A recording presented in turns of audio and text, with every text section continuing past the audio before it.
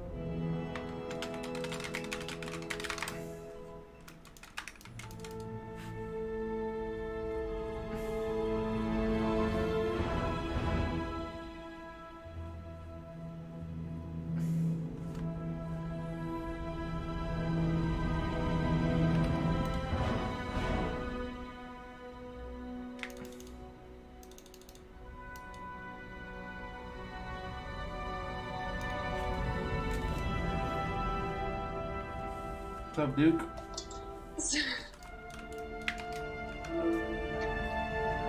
Yo. What's up? Want to hear something so sad? What? So my brother's been like super emo on his like Snapchat, and he's just been like sending me like all the more like not telling me why. So I'm like, what's going on?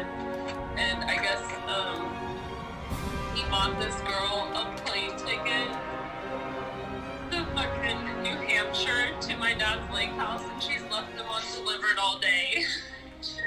Wait, some girl he's into left him on delivered all day? Yeah, after he bought her like a $300 ticket. Why didn't he just return the ticket? I don't think he can. can't like get a credit at least? Like, Maybe, I don't know, it's $300 though. well, But he's like, well, he's low-key really hurt. Like, his feeling, That's the problem. that's the problem. It's not the ticket. Yeah, his feelings, I've never seen my brother so hurt. He's so sad. I feel so bad for him. Dude, that's crazy. I can't believe and he just broke up with his girlfriend too. He just broke up with his girlfriend. He probably broke up with his girlfriend for whatever. Did you get it? What? Sarah's been trying to take this dab for like 20 minutes because they're like 3 times. Yo, and it took me like a hot minute to do that. Yes, it did, and that tasted like you. Yeah, because Sarah wanted to know if you had weed, which is funny because you were asking if I get weed from Sarah. So that's a drought out here. well, I just didn't have the car, so I couldn't go get it today. Well, pee-pee, poo-poo. Huh? I don't want a White Claw right now.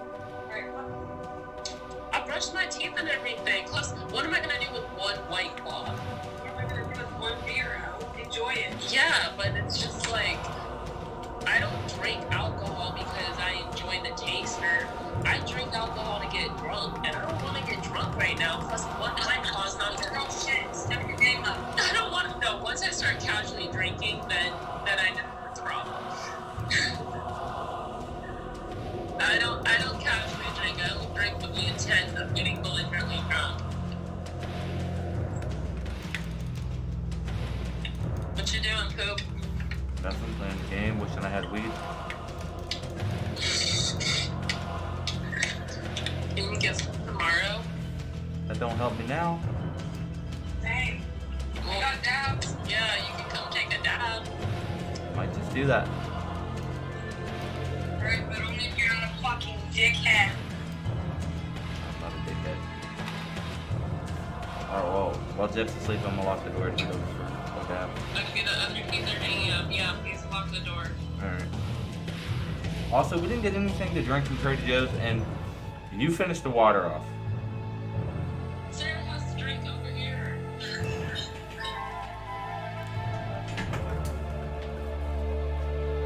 I gotta put my stream on, be right back.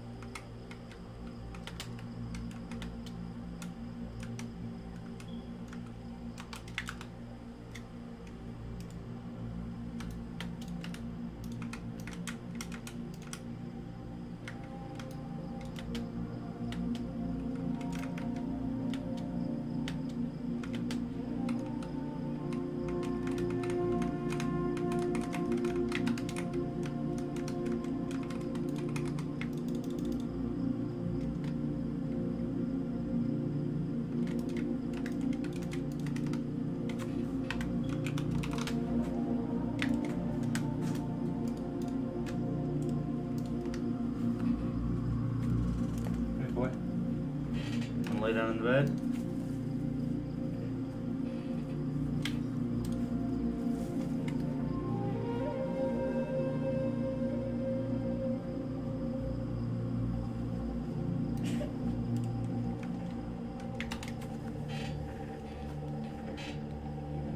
Listen to the phone.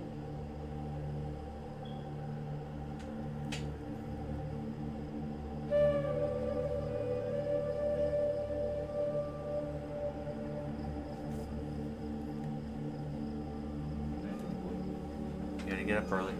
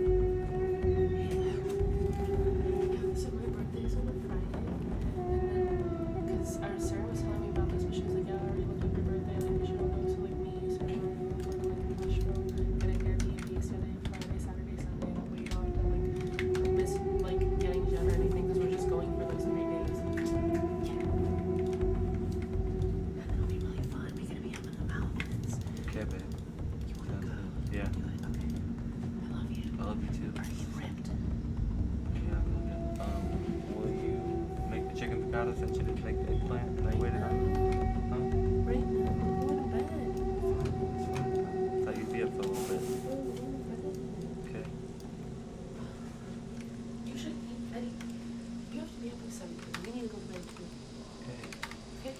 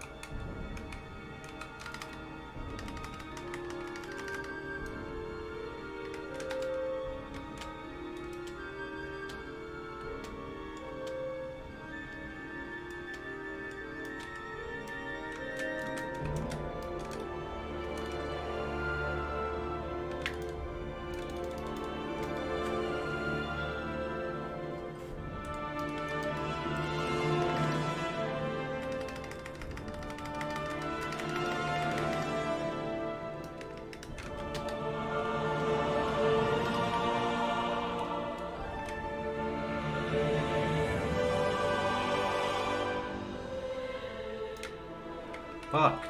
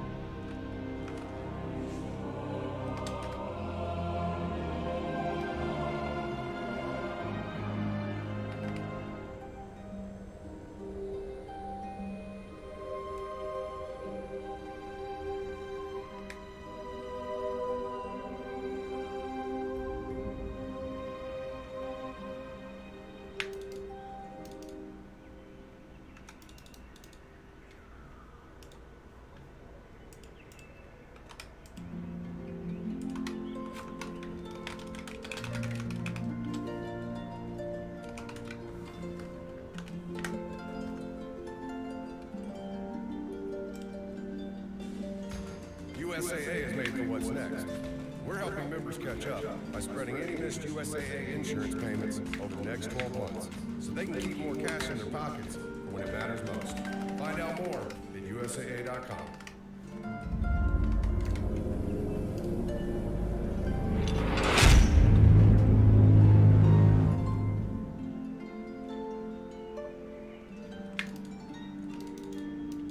Greetings, ladies and gentlemen, and welcome to another World of Warcraft Classic Guide. My name is Cargos, and today I'd like to share with you this comprehensive Druid leveling guide for World of Warcraft 1.12. I'm going to start off just by sharing my general impressions of Druid leveling, talk about the pros and cons, strengths and weaknesses, then we're going to move into quality of life and rotation at the different leveling brackets, so 1 to 10, 10 to 20, 20 to 30, so on and so forth. Then we're going to move into talent builds. Because Druids are a hybrid class, there are a ton of options on the table for you, and what you choose is going to depend on kind of your goals in the game, whether you want to maybe do a little more healing on the way to 60, or if you're just trying to speed level as hyper efficiently as possible. I've also included some noteworthy pieces of gear you might want to consider as you level. Druids overall are very gear independent, but it's stuff that you might want to keep in mind. We're going to go over tips and tricks, lots of really interesting stuff in this one, so let's get going. I gotta quickly shout out the people that helped make this guide possible. For those of you who don't know, Druids are one of the most underrepresented and underestimated classes in the game. They are subject to a lot of stigma. the whole, jack of all trades, master of none comes to mind. Also the whole hybrid tax. They're made to feel like they're not viable. And people have rallied around this underdog mentality. And there's a lot of really passionate Druid enthusiasts in the community. People like Mobium, Scylla, Skepticon, Unusual, Keftank, Tailspinner, Serendipities, Taladro, and of course Shadow. And these people that you're seeing right here were invaluable to helping create this guide. The whole, Druid Classic Discord was really fantastic. And, these are people that, actually crunch the numbers and try and push Druids to the absolute maximum potential. And they've really come up with some really valuable information. So let's get started. Class overview. I'm going to read this little thing that I wrote for you. So Druids are hyper-efficient Tier 1 levelers with low gear dependence and the highest movement speed in the game. Druids have excellent starting area progression in a fresh realm environment due to the reduced congestion of both Mulgore and Teldrassil. At level 10, Druids get a big power spike through bear form, allowing them to kill faster and with higher sustain. Druids get cat form at level 20, and soon after 2 out of 2 improved cat form, or feline swiftness is the actual name, giving them an astounding 30% static movement speed increase when outdoors. This speed is incredibly valuable early on, and when paired with the ability to self-heal and prowl and go into bear form when necessary, it just offers Druids so many advantages that no other class have. Druids are capable of competently performing as a tank, DPS, or healer throughout the entirety of the leveling process. Bear tanks have easy, on-demand, high AoE threat in the form of swipe, and also a threat table that's multiplicative as opposed to additive like a warrior. Cat DPS is quite strong during the leveling stages, gear independent. They offer great group utility in the form of a combat res, off heals, off tanking, and so on and so forth. As healers, Druids are best utilized alongside another member of the party that can freely resurrect, as they are restricted to a resurrection on a cooldown called Rebirth. It's the combat res that requires a reagent. So you can't just res whenever you want, which is kind of a bummer. But if you're paired alongside maybe a paladin or a shaman that can resurrect, Druids are fantastic dungeon keepers. So let's move on to the pros and cons. So Tier 1 leveling speed. The reason why they're Tier 1 and they're right up there with Hunters are due to a couple different reasons. And we've seen this, we've seen this through some of the private servers in the past, how fast Druids can level. We've seen Druids 4 days played, and even server firsting, beating out Hunters. Server first Druid, it's a very real thing. So not only do they have the highest movement speed in the game, and it comes online really early, they have that really good starting area progression. Everybody is running around like headless chickens in the Valley of Trials and Elmo Forest.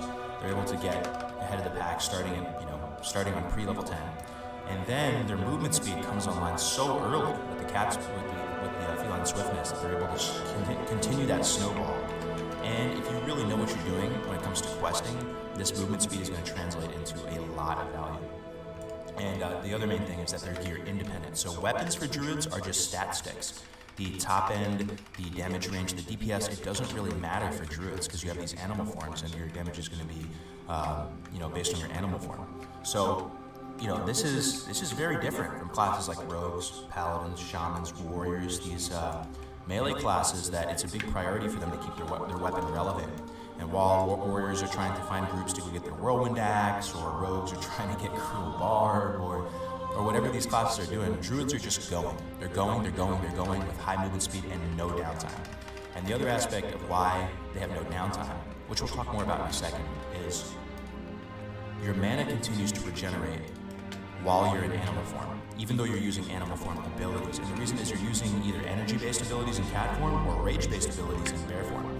So we'll talk about the flow of combat, but because your mana is regenerating and you still get to use abilities, you're just able to continue the infinite value loop and heal yourself, go back to animal form. But we'll talk about that in a second. So amazing questers, low gear dependence, high sustain, strong self-healing, decent crowd control, contain DPS or heal, and stealth. The different forms and skills you have offer a very fun, rewarding, dynamic gameplay. Hard to kill out in open world PvP. Druids are the de facto flag carriers in Warsong Gulch. They're very hard to lock down and kill. The cons is they have a slowish start from 1 to 10. The kill speed single target tends to slow down in the I think it slows down for pretty much every class though, but I definitely felt it more on a Druid. And the subpar grinding efficiency, this is not to say that Druids are by any means bad at grinding. They can really sustain indefinitely, but if I were to compare druids to the other kind of tier 1, tier 2 levelers, when it comes to pure grinding efficiency, they are going to fall behind.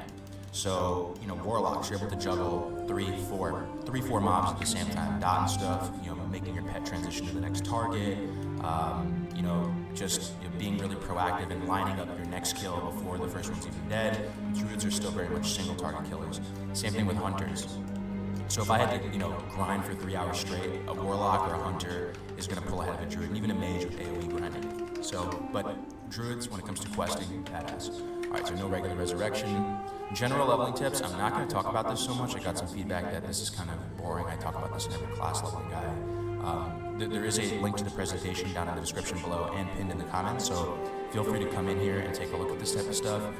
The only one I guess I'll talk about is push the limits of your combat efficiency. This is going to be very important with druids because you're going to have to manage your health and mana, and you're going to have stuff like power shifting, and you're going to, we'll talk about it in a second, but take a look at these general leveling tips. Leveling speed equation, your leveling speed is going to be the sum total of your in combat time, out of combat time, travel time, so view all three of these equally.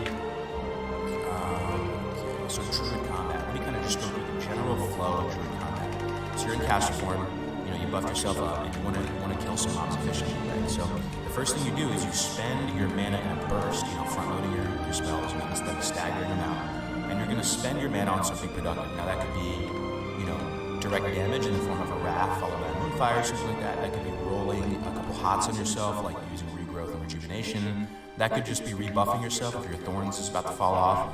Spend your mana so that when you swap into animal form, you're going to continue to get value from your mana regeneration, and it's not just you're not going to be sitting at full resources, right? So if these add-ons are available to you come Classic, it's pretty mandatory to get Druid Bar, or I think Luna has a way to track it. There's a couple of the different frame type things that allow you to track your caster form mana, even while you're in a shapeshifted animal form. Now, so you're going to spend your mana, and let's say you spent your mana, you're at like 65% mana, right? Then you pop into cat form or bear form, and you start engaging targets. You're going to kill maybe 2, 3, and then your mana is going to be approaching 100% again. Now, you don't want to be sitting there with 100% resources, right? So at this point, even if you're not low, it's ideal to pop back out the caster form and then again spend that mana on something productive, translate it into more aggressive damage on the next mob, or healing yourself, or whatever. And you're going to kind of rinse and repeat. So you're just shifting in and out of animal forms, keeping that infinite value loop going. So we talked about the highest movement speed in the game with druids, right? You have travel form, you have cat form with feline swiftness. So that's 30% increased movement speed in one form, 40% in another one. And then at level 40, you get apprentice riding. This is where you get your 60% speed now. So when is it going to be more efficient to ride your 60% now to your next objective versus using travel form or cat form? Now, this is something that, is interesting, because you're dealing with 30% versus 60%, 40% versus 60%. The answer might surprise you. So there's a 3-second cast time when you decide to mount up, right? And then you get the increased movement speed. So if you plan to ride for 21 seconds or longer upon finishing your 3-second mounted cast time, you should use your mount. But that's a long time, guys. That's a long time. So it's basically 24 seconds total. If you're going to travel somewhere and it's likely going to take less than 24 seconds, like 15 seconds or something, it's actually more optimal to go from point A to point B in travel form. And then the breaking point is a bit lower with cat, but it's interesting to think about. And those values are courtesy of Mobia in the Druid Classic Discord. Very smart guy. All right, Druid specific tips. I'm not going to go through all of these, just a couple pages of them. But one that I'm going to point out is Teleport Moonblade. So mages, contrary to many people's opinion, aren't the only ones that can teleport in Classic WoW. Druids actually have a spell called Teleport Moonblade. You get it very early on, and it is really, really such a nice amenity to have. Now, it allows you to, it kind of offers you a second Hearthstone. So what you can do as a Druid is when you're out leveling, you can set your Hearthstone to wherever you're leveling at. Let's say you're in Stone Town, you want to set it at that lodge, and then when you need to go back to a major city to go to a profession trainer or visit the auction house or train some skills, you can use Teleport Moonblade, train all your Druid skills in Moonblade, and then fly to Thunderbluff or whatever, and then visit whoever you need to visit, and then then you're good to go. So that's really going to be valuable for you. and another reason why druids can level so fast. So we talked about the mana regen and cat form. So shifting into a form counts as a spell, which will affect your mana regeneration, where shifting out does not. Be sure to save any pieces with intellect or spirit. It could be cloth, it could be whatever, as you're leveling, because it's always nice to have a healing set handy. Also, you know, this is more so the case with other classes that struggle with sustain, but swapping back and forth into a spirit set can help boost that out of combat time. Let's see. Yep, that's pretty much it for the Druid specific tip. So useful add-ons, Druid bar, that's what it looks like. That blue bar up at the top left, it's going to be a removable little mana bar that keeps track of your current mana. Then if you look down below, there's an energy tracker. This is going to be important. Rogues use this, Pharaohs use this. It's, energy ticks every 2 seconds, right? So knowing when your resources are going to regenerate is going to be valuable for you. Even stuff like getting value out of Tiger's Fury, you generally want to use it right before an energy tick. It's very valuable to track this information. Also, XP per hour tracker. You can track, your XP per minute, XP per hour, average XP per kill, things like that.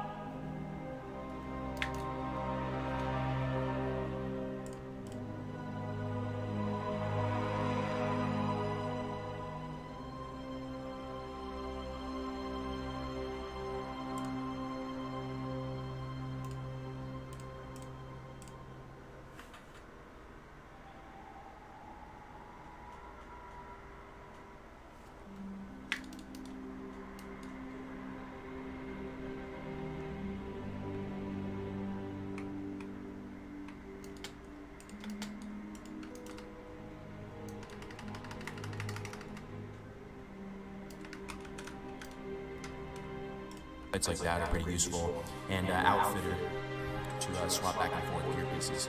All right, so life pre-level 10 is kind of mediocre. Sorry, let me take a sip of this coffee. It's nothing to write home to mom about.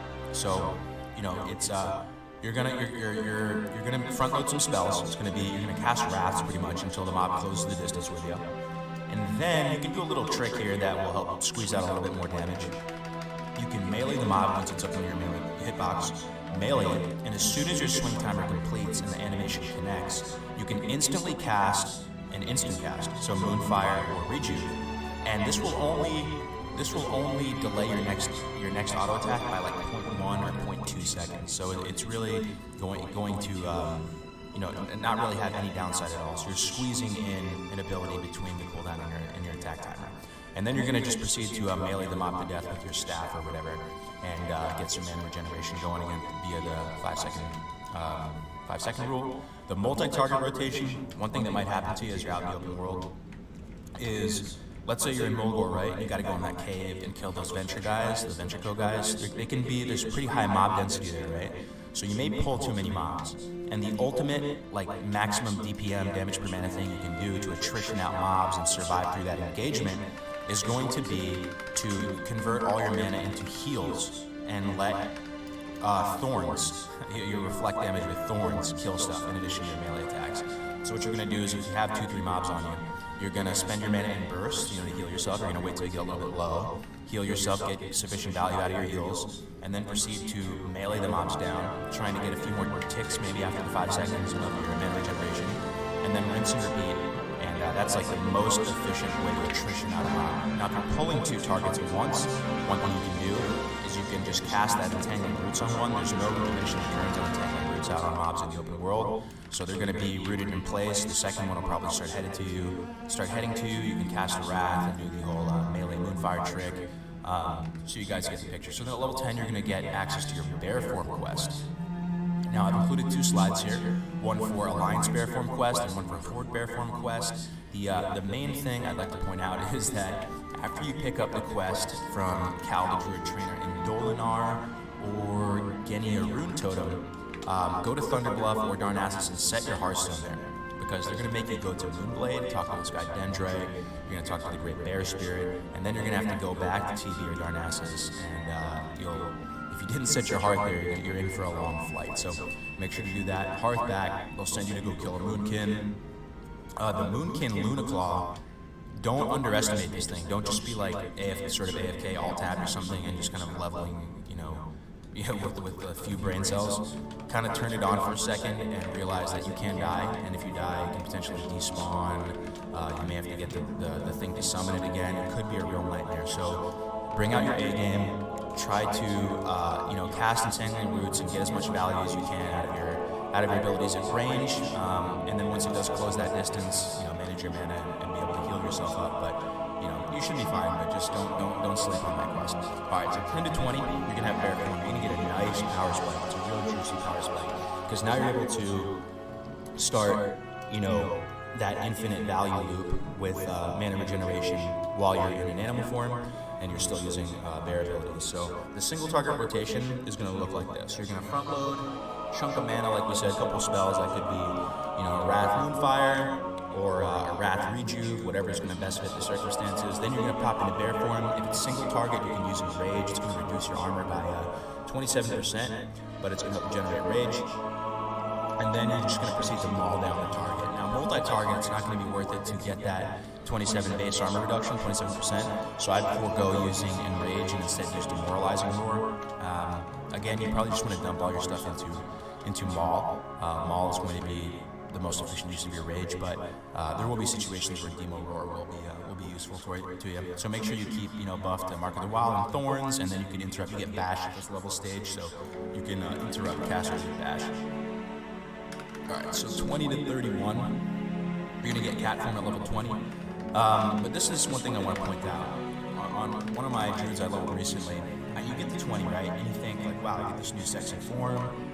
It's got to be more optimal than just, stay in cat form, right? It's got to be more optimal.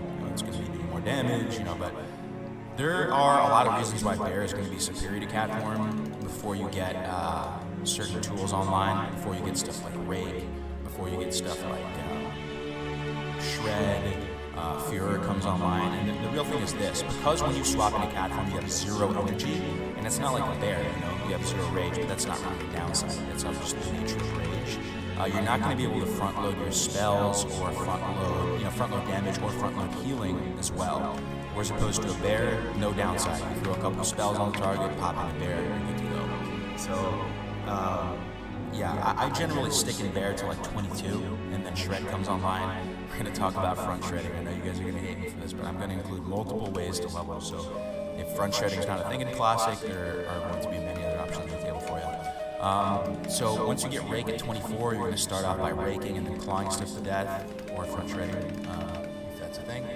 And then the multi-target rotation is a bit similar. On longer fights, you can go ahead and use Rip. This is going to be a bit longer bleed. The thing about bleeds is they bypass armor, right? So they're kind of like pure damage. You can use them on, they really shine on high armor targets. So it's something you want to keep in mind. And then if you have excess energy, it's not really that useful on the first mob to use Tiger's Fury, because you will be front loading some spells or something like that. But let's say you kill target 1, you're transitioning to target 2, and you have excess energy, right? And your energy tick is about to hit. You might as well use Tiger Fury and get the damage buff. It's a 6-second buff, and then there's really no downside to it. So that's how you use Tiger's Fury. You get dash, you can use that on cooldown. You're gonna get full value from it, and you get travel form at 30. So let's see.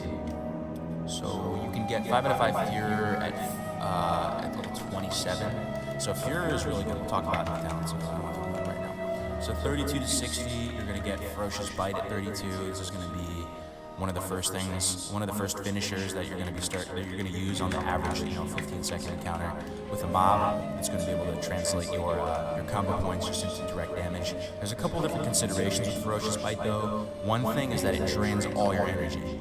Okay, it's not like a static flat energy cost. It will drain all of your energy and convert further energy into more damage. But the general rule with Ferocious Bite is you use it only at 5 combo points, and you use it when you have low energy.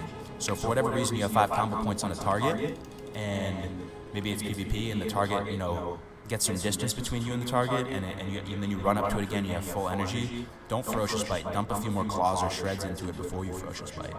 So 32 to 60, you're also going to have access to Feral Fairy Fire. This is a pretty significant damage increase. You're able to use it in your animal form. So you're going to pull with Feral Fairy Fire, walk up and engage a target with Rake, then a couple Claws or Shreds, and then a Ferocious Bite down to 5 combo points. Let's see here. So you get Pounce 36, offering you a 2-second stun lock opener in PvP. It's going to be PvP consideration. You also have Feral Charge in this situation, and then Feral Charge is an interesting thing. So Feral Charge isn't like Warrior Charge, where you can just charge out of combat and it generates rage. It costs rage in order to use Feral Charge, and it really only starts to shine, in my opinion, once you get Führer, and Führer is going to generate you rage or energy as soon as you swap into that form. And it's going to kind of be like a little bit of an energy battery where you can convert mana into rage or energy kind of on demand. And that's speaking towards power shifting, which we can talk about in a little bit. All right, so we're going to talk about talent builds now. So this first build I'm going to share with you guys is sort of my take on an optimal leveling build. It's going to bring your tools like Führer and Nature's Grasp online in a really good timing window, as well as like Feral Charge.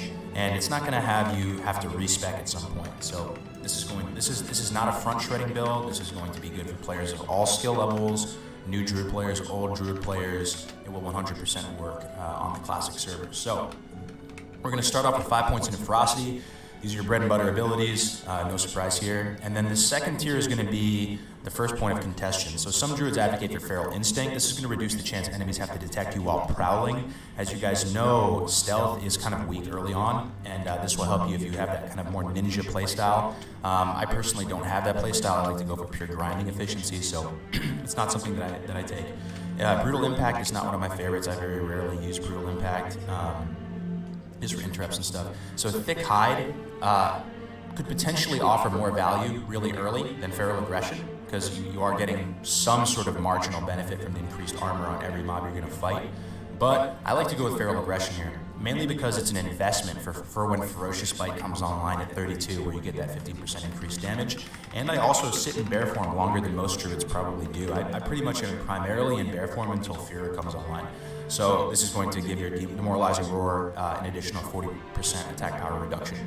So then where all Druids kind of come together is the agreement that Feline Swiftness is the first thing you really want to beeline down to, increasing the movement speed by a static 30%, while outdoors is just what can I say? It's just really, really good.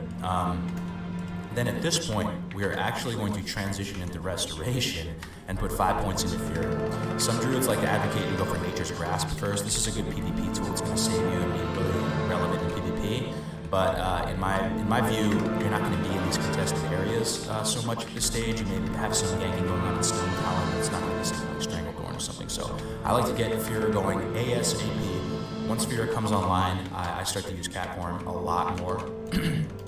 You're also sort of able to pseudo power shift at this stage, turning your mana into on-demand energy. So after 5 out of 5 Führer, I put 1 point to Nature's Grasp. You're level 27 now. It's kind of slightly more of an appropriate range to have this PvP tool at your disposal. And then we're going to go into Sharpened Claws 3 out of 3, followed by 1 into Feral Charge, and then we're going to go 2 out of 2 Blood Frenzy, 3 out of 3, 2 into Predatory Strikes, opening up Feral Fairy Fire. So we're going to rush down to Feral Fairy Fire. Get this. This is an amazing DPS increase. You can use this, and then we're going to go into Sharpened Claws 3 out of 3, followed by 1 into Feral Charge, and then we're going to go 2 out of 2 Blood Frenzy, 3 out of 3, 2 into Predatory Strikes, opening up Feral Fairy Fire. So we're going to rush down to Feral Fairy Fire. Get this. This is an amazing DPS increase. You can use this ability while in animal forms. Really, really good stuff. And then after Feral Fairy Fire, we're going to go 2 into Savage Fury, 1 more into Predatory Strikes. We're going to put 1 into Brutal Impact, because why not? It's just increasing the stun duration of your dash and pounce abilities by 0.5. Since this is not a front shredding build, it's not going to be as valuable to get something like Improved Shred. And then we're going to go 1, 2, 3, 4, 5 into Heart of the Wild, into Leader of the Pack. So after Leader of the Pack, we're going to proceed into the balance tree, put 4 points into Improved Nature's Grasp. I'm going to put 5 points into Natural Weapons, increasing the damage you deal with physical attacks in all forms by 10%, and then picking Omen of Clarity. And then our final 3 points is going to go into 3 out of 3 Natural Shapeshifter, reducing the mana cost of all shapeshifting by 30%. So this is, and then the last point is kind of inconsequential, right? Because we're going to be respecting at 60. So I'm now going to include a front shredding build here. Now I know a lot of you guys are going to hate this, and I got a lot of flack for including the front stabbing on the road guide. But if this is a thing in Classic on the official servers, then this is absolutely going to be the fastest, most efficient path to 60. So I might as well include it. We're going to have multiple talent builds on the table for you here. So if this is not a thing, then you can just, happily ignore this section and just choose one of the other builds. So what is front shredding? Front shredding refers to a clever manipulation of game mechanics which allow you to use shred from the front. Now shred is a ability that you get at 22, and it does 225% damage plus 54 to the target at rank 1. That is a colossal amount of damage, but it requires you to be behind the target. So in order to front shred, it's pretty simple. You want to get right on top of the mob, as close as you can in as hitbox as possible. If you get too close, it will back up on you, so you know you've gone too far. So get as close as you can, basically hover right on top of it, and then you're going to begin a tight strafing pattern back and forth, left and right, using A and D or whatever is comfortable for you. And then you're going to bind shred to something easily spammable. I highly recommend scroll up or scroll down on the mouse wheel. That way when you scroll up or down, you're effectively hitting that bind like a friggin' 100 times or something like that. So while you're strafing back and forth, the mob will kind of glitch out and look like it's turning direction slightly, and you will have opportunities. The skill will light up and will allow you to use the ability as you're strafing back and forth really fast. So it's a bit more APM intensive to do it this way, but you get a massive damage boost, as you can see. So you're going to stack, this is your rotation if you are front shredder. You're going to stack up shreds to 5, and then you're going to dump with Ferocious Bite, and Ferocious Bite costs significantly less. It's like 35 energy, so that makes it kind of worth it to use it on that. So we're going to talk about Serendipity's front shred speed leveling build. This guy is a legendary druid speed leveler. He's a track record of success, leveling on all the on some of these past servers over the years. I think his fastest time was 4 days, 8 hours on a druid, and he shared a very, very interesting build I had never seen or considered before with us as a group yesterday. So before we get into the talent calculator, I want to just overview the kind of broad game plan. So from 10 to 19, you are going to start in balance, as crazy as that seems. But the reason why you're going to start in balance is the core assumption that the 5 out of 5 natural weapons, which will give you a static 10% damage increase, is going to be more valuable than anything that the early feral talents are going to offer you. And I think it's a fair assumption to make. It's going to be more valuable than the rage reduction in Maul. That's really the only value you're going to get out of it at this stage, or the attack power reduction in Demoralizing Roar. So that's kind of a fair assumption to make. And then you're going to respec at 20. So I'm going to show you what the respec looks like, and then we're going to proceed to the talent calculator. So from 10 to 19, you're going to go, 1 into Nature's Grasp, 4 into Improved Nature's Grasp, and then 5 into Natural Weapons. It's going to bring you to level 19. So at 20, you're going to respec, and it's going to look something like this. The order of operations doesn't matter so much because we are respecing. It's going to be 5 into Ferocity, and then 5 into Thick Hide, and 1 into Feline Swiftness. So this is your level 20 point. We're going to proceed through the tree like this. You're going to put 1 more point in Feline Swiftness, and then we're going to go 3 into Sharpened Claws, then we're going to go 2 into Improved Shred. This is really important to just beeline it down to Improved Shred as fast as possible, since we're using this every global. And then after Improved Shred, we're going to go 3 into Predatory Strikes, opening up Feral Fairy Fire at level 30. Now at this point, the next assumption we're going to make is that these other talents aren't going to be that helpful if we are doing a front shredding build, increasing the damage caused by your claw, rake, maul swipe. You're not using these at your front shredding, You're not really, Blood Frenzy is not going to benefit you that much. Primal Fury is kind of a non-factor. Brutal Impact, what is this stuff really going to do for you if you're just shredding all the time? So at this point, we're actually going to proceed back into the balance tree and beeline it down to Natural Weapons and Omen of Clarity, which really shines with Shred. So we're going to go 1 into Nature's Grasp, 4 into Improved Nature's Grasp, 5 into Natural Weapons, and 1 into Omen of Clarity. Now at this point, we're going to transition into the Restoration tree, and we're going to start to bring on our Power Shifting package online. And it's going to be 5 points into Fear, followed by 3 points into Natural Shapeshifter, which have a lot of synergy with each other. So, you have Fury, which is going to give you that 100% chance to gain 10 Rage or 40 energy when you shift into animal form, and you have something that's reducing the mana cost of your shapeshifting by 30%. So it's going to make it, a better equation with your DPE and DPM to power shift. The power shifting is going to become stronger with this online. So at this point, We're going to proceed back into the Feral Combat tree. We're going to go 2 points into Savage Fury. We're going to go 2 points into Blood Frenzy. We're going to go 5 points into Heart of the Wild, and 1 point to Leader of the Pack. And the last point is going to be kind of inconsequential, as we said before, as we're going to respec at 60 regardless. So we're back to the fun PowerPoint now. One of the key takeaways here is that no matter what spec you're going to go, if you really want to kind of min-max out the leveling speed from 10 to 19, I'm sort of aligned with Serendipity's and going balance and then respecing at 20. Now that's not going to, whatever, this is going to apply to whatever direction you want to go. If you want to get a slightly higher speed from 10 to 19, I probably would agree with him in going balance. Alright, so now the next spec we're going to talk about is Taladril's Feral Balance spec. This is going to be pretty similar to the spec that I shared. I'm not going to go through the talent calculator on all these builds because there are a bunch of them to share, but I'm going to point out some of the core differences. So basically, instead of going Feral Aggression, which is going to reduce that demoralizing roar AP, or increase the reduction rather, and that for Spite investment, he goes right into 5 out of 5 Feral Instinct after 5 out of 5 Ferocity. That's going to give you better stealth and allow you to have that more ninja type playstyle. Then he goes Nature's Grasp, followed by Fear. So I go Fear into Nature's Grasp, so that's another core difference. And then it is pretty straightforward. The other difference is that instead of going for Natural Shapeshifter towards the very tail end of the leveling experience, he goes into 3 out of 3 Improved Thorns, which is a line of reasoning I definitely can understand because it's just going to be more damage and you're going to get consistent value out of Improved Thorns. Because his impression was that you don't really have too many mana issues as a Druid if you're playing correctly. So that's the difference with Taladril's Feral Balance compared to mine. And then Shadow's Feral Balance. This one I'm not going to go through as well, but I'll point out some of the noteworthy aspects. So he goes 1 out of 1 Nature's Grasp first, his very first talent points. So he actually delays the Feline Swiftness a little bit by a level. And then he goes right into Feral Combat, 5 out of 5 Ferocity, 2 into Brutal Impact. As I was saying, some Druids do like the Brutal Impact, increasing that stun duration. 3 out of 5 Feral Instinct. So again, another Druid that doesn't agree with going Feral Aggression. Then 2 out of 2 Feline Swiftness into the Feral Charge. Then he goes Furer, goes back into the Feral Tree, proceeds all the way down to Leader of the Pack, and then goes into Balance at the end. So the final build I'm going to share with you guys is something that I think will appeal to a lot of people. It's a non-front shredding build, and it's going to be better for people that plan to heal and do more, play more of a healing role when it comes to leveling and doing maybe more dungeons and stuff like this, and increasing that because his impression was that you don't really have too many mana issues as a Druid if you're playing correctly.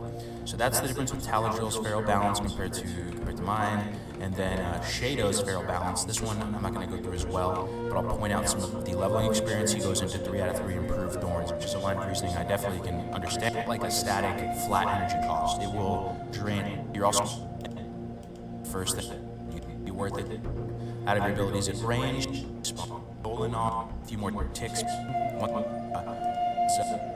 Mana regen 2. But I like the damage you deal with physical attacks and all forms of skill will light up and will allow it at this stage, or the attack power reduction and demoralizing roar. So that's kind of a fair assumption to make. And then you're going to respec at 20. So I'm going to show you what the respec looks like, and then we're going to proceed in the talent calculator. So from 10 to 19, you're going to go, 1 into Nature's Grasp, 4 into Improved Nature's Grasp, and then 5 into Natural Weapons. It's going to bring you to level 19. So at 20, you're going to respec, and it's going to look something like this. The order of operations doesn't matter so much because we are respecing. It's going to be 5 into Ferocity, and then 5 into Thick Hide, and 1 into Feline Swiftness. So this is your level 20 point. We're going to proceed through the tree like this. You're going to put 1 more point into Feline Swiftness, and then we're going to go 3 into Sharpened Claws, then we're going to go 2 into Improved Shred. This is really important to just beeline it down to Improved Shred as fast as possible since we're using this every global. And then after Improved Shred, we're going to go 3 into Predatory Strikes, opening up Feral Fairy Fire at level 30. Now at this point, the next assumption we're going to make is that these other talents aren't going to be that helpful if we are doing a front shredding build, increasing the damage cost by your Claw, Rake, Maul Swipe. You're not using these if you're front shredding, You're not really, Blood Frenzy is not going to benefit you that much. Primal Fury is kind of a non-factor. Brutal Impact, what is this stuff really going to do for you if you're just shredding all the time? So at this point, we're actually going to proceed back into the balance tree and beeline it down to Natural Weapons and Omen of Clarity, which really shines with Shred. So we're going to go 1 into Nature's Grasp, 4 into Improved Nature's Grasp, 5 into Natural Weapons, and 1 into Omen of Clarity. Now at this point, we're going to transition into the restoration tree, and we're going to start to bring on our power shifting package online. And it's going to be 5 points into Fear, followed by 3 points into Natural Shapeshifter, which have a lot of synergy with each other. So, you know, you have feedback at 20. I highly recommend seeing or the Order of Redemption Omen. So it's going to make to respec at 60 regard. Wild, and 1 point to Leader of the Pack. And the last point is going to be kind of inconsequential, as we said before, as we're going to respec at 60 regardless. So we're back to the fun PowerPoint now. One of the key takeaways here is that no matter what spec you're going to go, if you really want to kind of min-max out the leveling speed from 10 to 19, I'm sort of aligned with Serendipities and going balance and then respecing at 20. Now that's not going to, you know, whatever, this is going to apply to whatever direction you want to go. If you want to get a slightly higher speed from 10 to 19, I probably would agree with him in going balance. Alright, so now the next spec we're going to talk about is Taladril's Feral Balance spec. This is going to be pretty similar to the spec that I shared. I'm not going to go through the talent calculator on all these builds because there are a bunch of them to share, but I'm going to point out some of the core differences. So basically, instead of going Feral Aggression, which is going to reduce that Demoralizing Roar AP, or increase the reduction rather, and that Ferocious Bite investment, he goes right into 5 out of 5 Feral Instinct after 5 out of 5 Ferocity. That's going to give you a better stealth and allow you to have that more ninja type playstyle.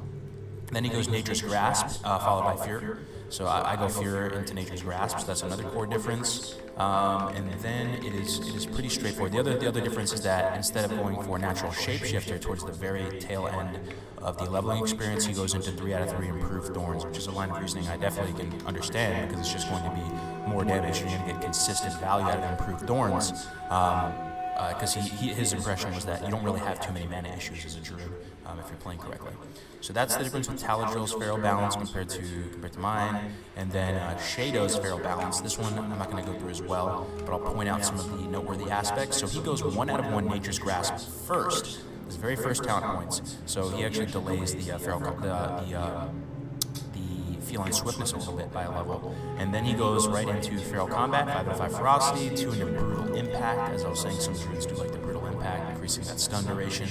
3 out of 5 Feral Instinct. So again, another druid that doesn't agree with going Feral Aggression. Then 2 out of 2 Feline Swiftness and Feral Charge. Then he goes Furor, goes back into the Feral Tree, proceeds all the way down to Leader of the Pack, and then goes into Balance at the end.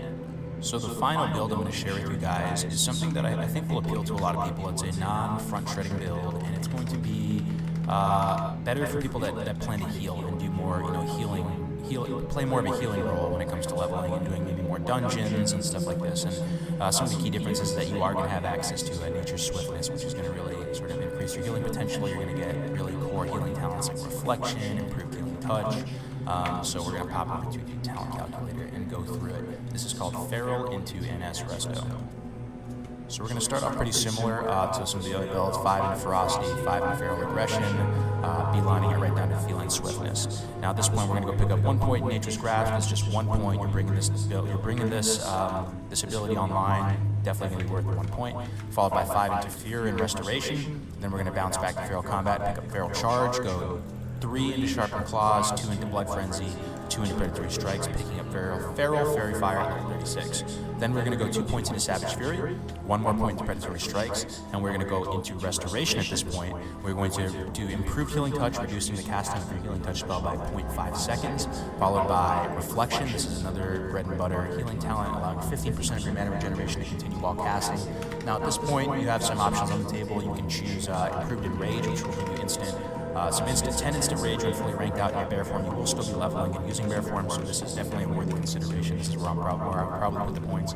But you could also consider maybe improved Market of Wild or reducing your threat generation as well. That's actually pretty decent. Now at this point we're going to go 5 into Tranquil Spirit and right into Nature's Swiftness. If you don't know what Nature's Swiftness does, basically it's going to give you an on-demand burst heal. You activate it and then your next nature spell will become an instant cast. So after Nature's Swiftness, we can either go back into the Feral Tree, right, or we can get some more talents in Restoration. We can get Improved Rejuve, maybe we can finish out the Threat Generation. It's really just going to depend on you and what you decide to do. I would personally go back into Feral Combat at this point, so now that we're back here, we would go 1 into Brutal Impact, opening up the last 4 points to be invested into Harder and Wild. So that's going to be it for Feral NS Resto. Now let's get into leveling stat priorities. So when you're out in the open world questing and doing dungeons, you're picking up pieces of gear left and right, what stats do you want to go for? Now, I came full circle with this. When I originally played my first Druid ever, I thought, you know, you're a feral Druid, right? You use energy, you probably want agility. It's probably going to be the best thing possible. You're like a rogue, right? So I started off prioritizing agility, and then the next stage of my thought process was when I realized that, wow, Druids actually gain 2 points of attack power per 1 point of strength. Strength has got to be the best, right? We got to stack strength. And then recently I spoke with Shado. He is really the king of cat DPS. You may have seen his videos of him topping the meters in BWL, and he really just understands the class thoroughly inside out. He was sharing his insights, and it really made a lot of sense to me. So I've kind of come full circle, and he was explaining why he thinks agility is better than strength as far as a stat to prioritize while leveling. And here's this little passage I'd like to read. So, while stacking strength at first glance might seem better than agility, at low levels, the AP gain from stats doesn't translate very well into faster kill speed. The AP power curve is linear, requiring substantial amounts of AP to go from, let's say, 12 hits to kill a mob to 11 hits. So it's sort of that stair-step power curve. You know, the linear power curve doesn't really translate that well because a 15-second fight is going to have more of a stair-step power curve. I hope that makes sense. So at least by stacking crit, you can sometimes get lucky and get the occasional high-tempo burst damage, which would potentially excel in the shorter fight. So crit also becomes significantly more valuable once the Blood Frenzy talent comes online. That is the talent in the feral tree, where when you crit in cat form, you will get a additional combo point. So Druids get 2 AP per point of strength. 14 AP is equivalent to 7 strength, which is equivalent to 14 agility, which equals 1 DPS. But then, of course, agility adds a crit and dodge as well. 20 agi is equivalent to 1% crit and 1% dodge. So it's going to be agility is your number one priority, followed by strength, followed by stamina. Stamina is sort of equal to intellect in some ways, so you can kind of view them equally. Just have a good balance between stamina and intellect. And then spirit.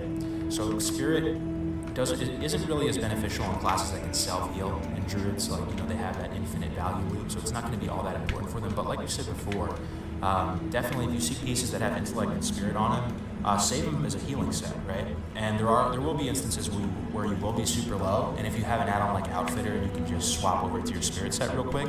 That's going to help boost your or reduce your out-of-combat regeneration time as you're moving from point A to point B. So that's something that you might want to keep in mind. Anyway, I've included a list of some noteworthy feral gear, leveling gear, Tunic of Westfall, Trip Runner Dungarees, Loxy's Training Stick, Iron Shot Bludgeon, Mason's Fraternity Ring, Wolf's Head Helm if you can get it, amazing for power shifting. That's kind of an iconic Druid item. If you can think of more stuff, definitely go ahead and comment on the presentation. I'd like to make this a more robust list, stuff that you find along the way that's really helpful for Druids. Again, this is kind of a living document, guys, so I hope we can all kind of come together and make this like the best resource it can be for the community. If you are going to go, feral EPS, you're going to go chase that cat form dream, you can pick up Devil Sword Gauntlets and Leggings if you have the gold to support it. First aid, if you do decide to get first aid on Druid, it's not a super high priority. Here's a slide that shows you where to get all your books and get up to 300. And that's it. Closing thoughts. The only closing thoughts that come to mind is just to really extend a big thank you to you guys. I'm really starting to stream now and come out of my shell a bit. You guys have been nothing but super kind and supportive, so I really, really, really appreciate it. I never thought in a million years I could even, have this limited amount of success that I'm having right now. So if you have any other questions, feel free to come in the Discord, ping me directly. I'll try and get you an answer. If I don't have an answer for you, I'll try and get in contact with someone who does have an answer for you. Are you guys excited for Classic, man? The demo's coming out. I sure am excited.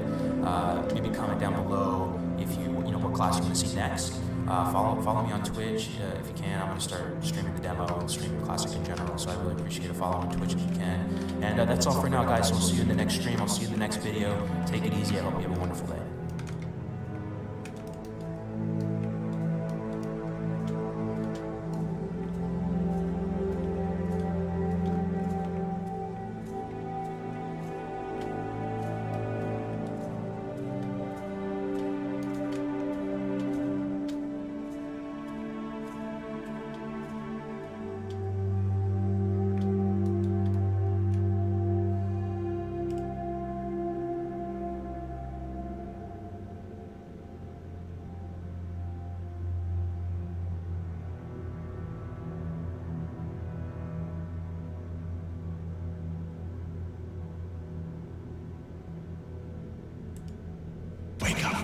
hotties.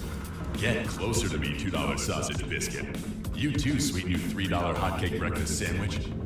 Come on in, $4 breakfast platter. Wake up your happy with Hardee's 2-3 more breakfast menu. Feed your happy.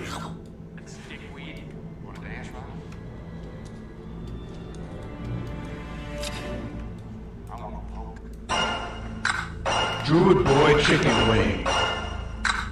Druid boy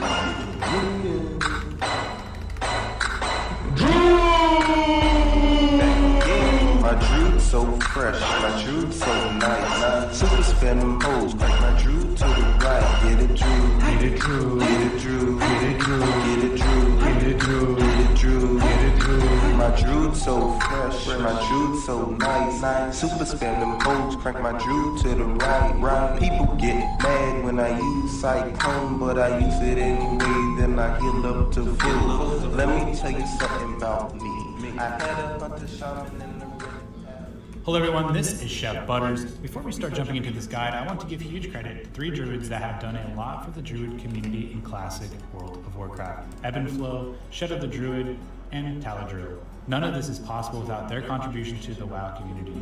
I will have links to their channels in the video guide's description. I highly recommend you check them out. I will keep this guide updated, and as I make more videos based on the druid life, I will link them into the related categories of this guide. As many who know, druids say, druids are like Swiss Army knives, the ultimate class for being absolutely adaptable to all situations. Even when spec'd in a feral tree path, you are able to adapt to situations and be a bear tank for a moment, or even adapt to the next situation to throw some great heals to yourself and your team. Plus, to many people's surprise, you are able to pull out damage from cat form that would surprise many of players. Although you are able to dish out great damage from your class, it can also come at the cost of knowing some of the most complex rotations in the game of Classic and knowing some very important factors that truly make your class great. Once you choose the druid and go down the path of leveling, you will discover a druid survivability is bar none. You will find this survivability through your adaptable tankiness through bear form and great healing over time abilities. No one will be able to touch your mobility while leveling and beyond. Due to these attributes, you are a top tier leveler in the world of Azeroth. And if you enjoy the jack of all trades role, then leveling a druid will be one of the most enjoyable classes that you could ever play in World of Warcraft. Let's jump into class quests. Druid class quests have definite value when completing them, with adding great tools to your kit such as Bear Form, Cure Poison, Aquatic Form, and a choice of a great item from the final quest in your Sunken Temple quest chain. You are able to obtain the Bear Form quest at level 10. Before you do this quest, at the bare minimum, make sure you put your Hearthstone in Thunderbluff or Darnassus if your quest guide you are following does not tell you to do so. This will save you great time while completing this quest. Once this quest is completed, you will be granted Bear Form. The Moonkin at the end of this quest is an absolute piece of shit that I would recommend you using Tangling Roots to start the fight and save a health pot for in the encounter. With Bear Form, you gain increased armor, health, and a way to get out of effects such as polymorph, roots, and snares. The Cure Poison quest is obtainable at level 14. Although it can be useful in Wailing Caverns and other small PvE encounters, Cure Poison can also prove useful in situations where you are fighting a rogue, as you are able to remove the poison if you're able to gain distance and are working on healing back up to full, or you just simply find an opportunity within the incursion to use the Cure Poison spell. Your Aquatic Form quest is attainable at level 16, and with this 50% speed increase while in water, it can be a very great benefit with occasional use. For example, if on the run from a player in open PvP, you may be able to gain some distance swimming across a body of water. The last druid quest is the Sunken Temple quest. As every class receives a quest for Sunken Temple at level 50, each class receives a Sunken Temple quest from multiple locations in the world. The druid Sunken Temple quest is called Blood Petal Poison. It is obtained in Ungro Crater by a quest giver named Tora Pathfinder. You are able to choose between some decent blues for this completion. Let's talk mobility. One of Druid's greatest strengths, and one of the reasons it makes them a very powerful leveler, is the fact they get amazing movement speed bonuses from cat form and travel form. Even after you achieve your mount at level 40, there are times where you will not use your super mount over your travel form.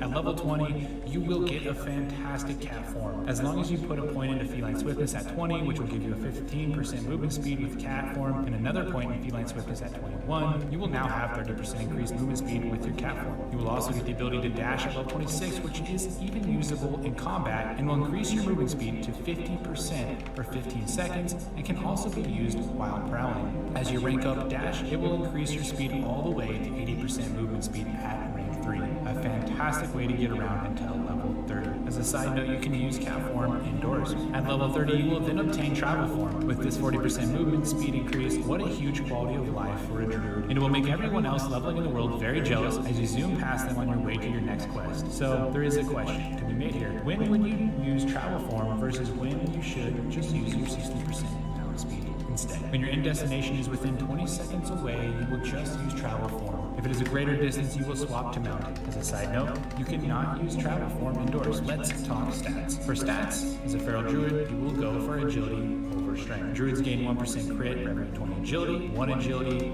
equals 1 attack power plus 0.05 crit, and a strength, and 1 strength equals 2.4 attack power when you are using 5 out of 5 talents in Heart of the Wild. You will also prioritize agility until you reach the soft cap of 54.4% minus mischance percentage.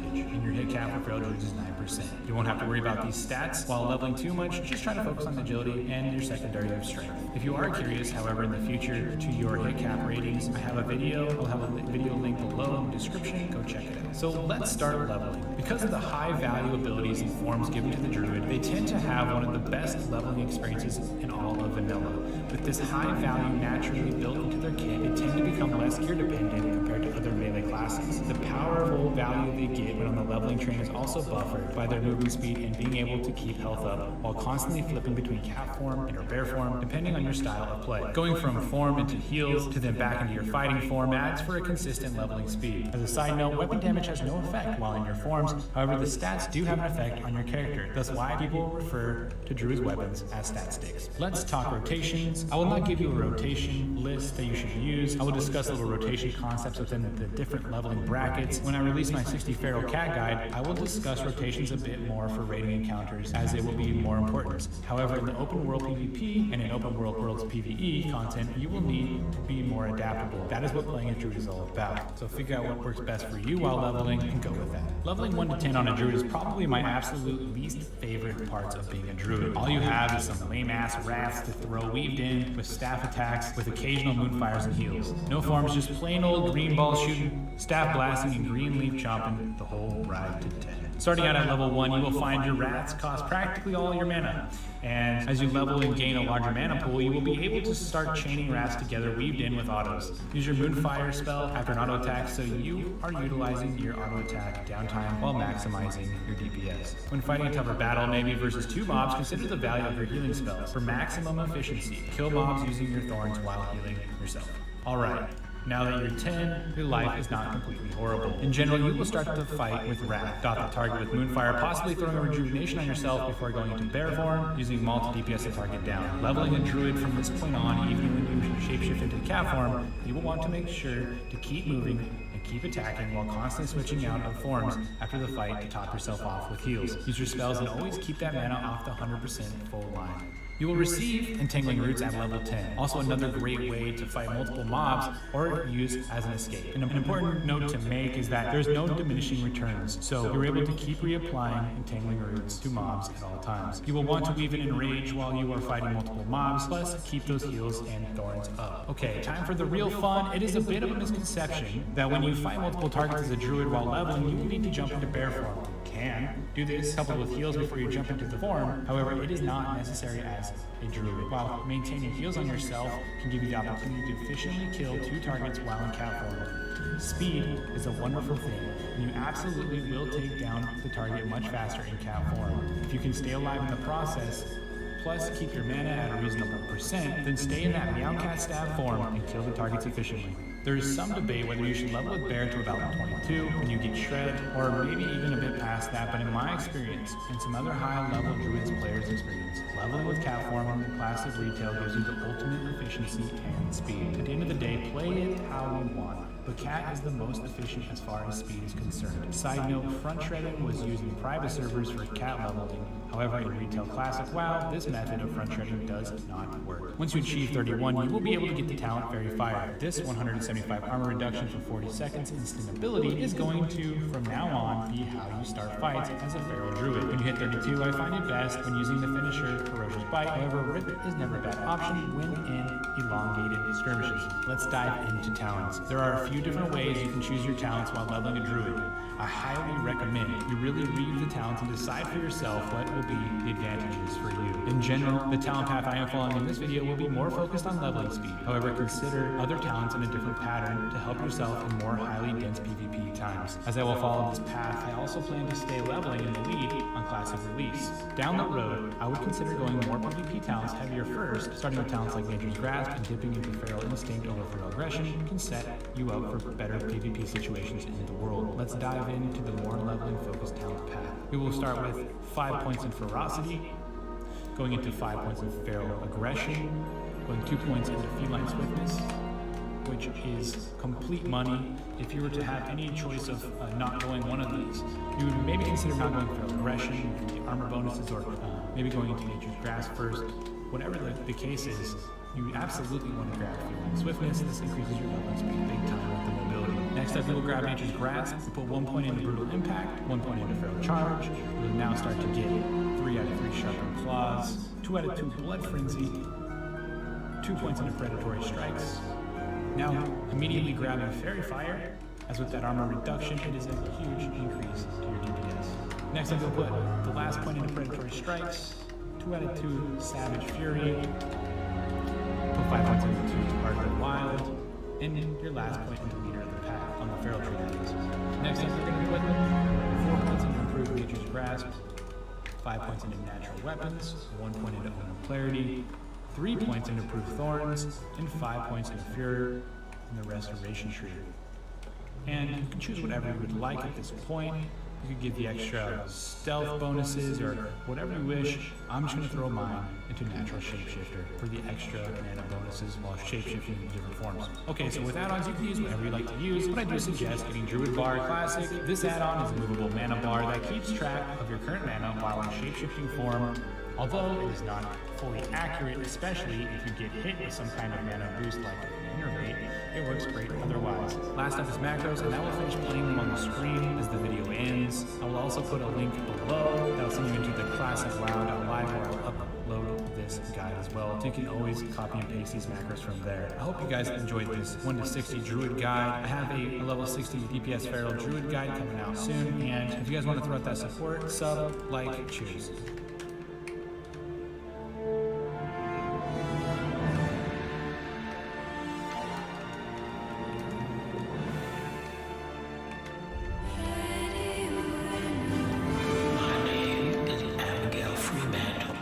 Hey, what's up guys? It's Tips, and in case you guys missed it, a couple of weeks ago I had the opportunity to sit down with Skarm Tank and discuss the viability of Feral Druid tanking in Classic WoW. And I've got to say guys, I've done a handful of these deep dives thus far. A lot of them have been very interesting, a lot of them have been very informative, but this one in particular was very special because I feel like Druids in particular as a class have been very underrated over the years and many times ridiculed. So it was very interesting to get Skarm's perspective on the Druid tanking class and to hear just how far he's been able to tank as a Feral Druid.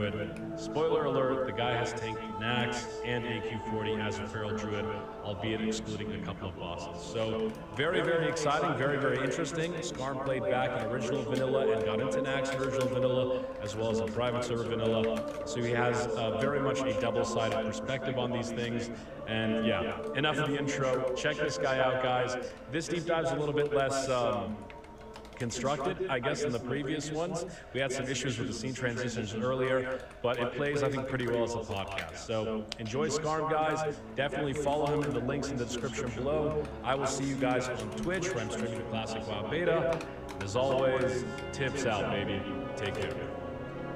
Yeah, I do think we're going to see, because even on private servers, I see a decent number of ferals. Like Druids in general are the least played class, but even considering that, yeah, I think we're going to see kind of a renaissance, I guess you could say, for Feral Druids in Classic.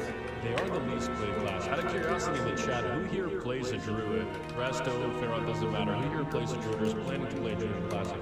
And it's a random question, but why do you think it's so little? I think, well, like I said earlier, for literally the first half of vanilla in retail, Druids were just god-awful at everything, really.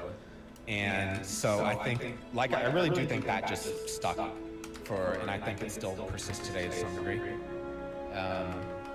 Some people, and they are, and I will say even now, some people they like numbers. They like see themselves top the meters, right? Druids are not. They're not meter toppers. They're kind of like jack of all trades. They can I have a video on my YouTube of I'm doing an AQ41 on my an AQ40 run on my Druid, and I'm tanking between pulls. I'm tanking one pull and healing the next, tanking this boss and healing this boss with the same spec, switching gear around. So doing that, I'm not going to top healing meters because I'm not healing all the time. I'm not going to top damaging meters as a tank. Some people really like topping meters. And Druid, I will say, if you're obsessed with topping meters, Druid's not the best class for you because you won't see a lot of high numbers in Druid. But you get your fulfillment, your usefulness by fulfilling, being like a Swiss Army knife, really, fulfilling what role you need at the appropriate time. And they are when Druids specialize in things, they can become feral cat DPS if you really go all out and farm your consumes, farm your crop pummelers. Druids cats can do very respectable single target DPS. On our first kill to Zod kill on my warrior, which was 4 weeks into Nax releasing on Lightbringer, so no world bust yet or anything. My first KT kill, Feral Druid was #1 DPS on that fight. That's actually pretty crazy. Yeah. So. Well, I just want to say that let's talk about what Druids, especially Druid tanks, can do, and let's talk about what they can do. So, I have here in front of me a document that you sent me, or we filled out. You filled it out more than I did, definitely, about some of the talking points we want to discuss today. One of the things you have here is, in 90 to 95% of situations, yes, they are viable compared to warriors. What is it that Druids have that warriors don't have, and what is it that Druids lack that warriors have that make you say that? So Druids, I'll start off by saying that throughout any raid tier of gear, Druid threat is amazing. The reason why it's amazing is because of course, manual crop pummeler. It's for those who may not know, it's a weapon from Nomergon. It's a two-handed mace. It has the DPS is irrelevant because in Baron Cat form, the weapon DPS, whatever weapon you have, is irrelevant. It goes off something different. Basically, your positive weapon. It's its own weapon. But so manual crop pummeler, it has some strength and agi on it. But when you use it as a use effect, that increases your attack speed by 50% for 30 seconds, and you can use it back to back to back. The catch is that each pummeler only has 3 charges, so you have to, if you use all 3 charges during a fight, that's it. You basically delete it, you throw it away, and you have to farm multiple of them, which isn't I'll talk about that later if you want, or I'll make another video about it in the future. It's not as bad as people might think farming those. It's really not too much mature, but that's a level 29 weapon. So at any point, as soon as you ding 60, having that weapon by itself. The rest of your gear, I'm not going to say it's irrelevant, but most of your threat comes from having that weapon. So if you have that weapon, Druids always generate, most of the time, more threat than warriors. A lot more too, not just a little bit. And so Druids are, when warriors start catching up and surpass Druids a little bit once they have, like my warrior, for example. I have Thunder Fury, I have Hunger and Cold. I have all the best gear that you can get as a tank for threat. And my warrior and my Druid's threat are about the same. Wow. Right? And the only reason that my Druid's threat's that high is because of manual crop pummeler. I have other gear as well, of course, but if my Druid had full blues and manual crop pummeler, as opposed to all the other gear I have, the threat wouldn't be that much lower. So even in pre-raid BIS, Druid could walk right into Molten Core with full blues and a crop pummeler and just no one's gonna catch that Druid on threat. Nobody.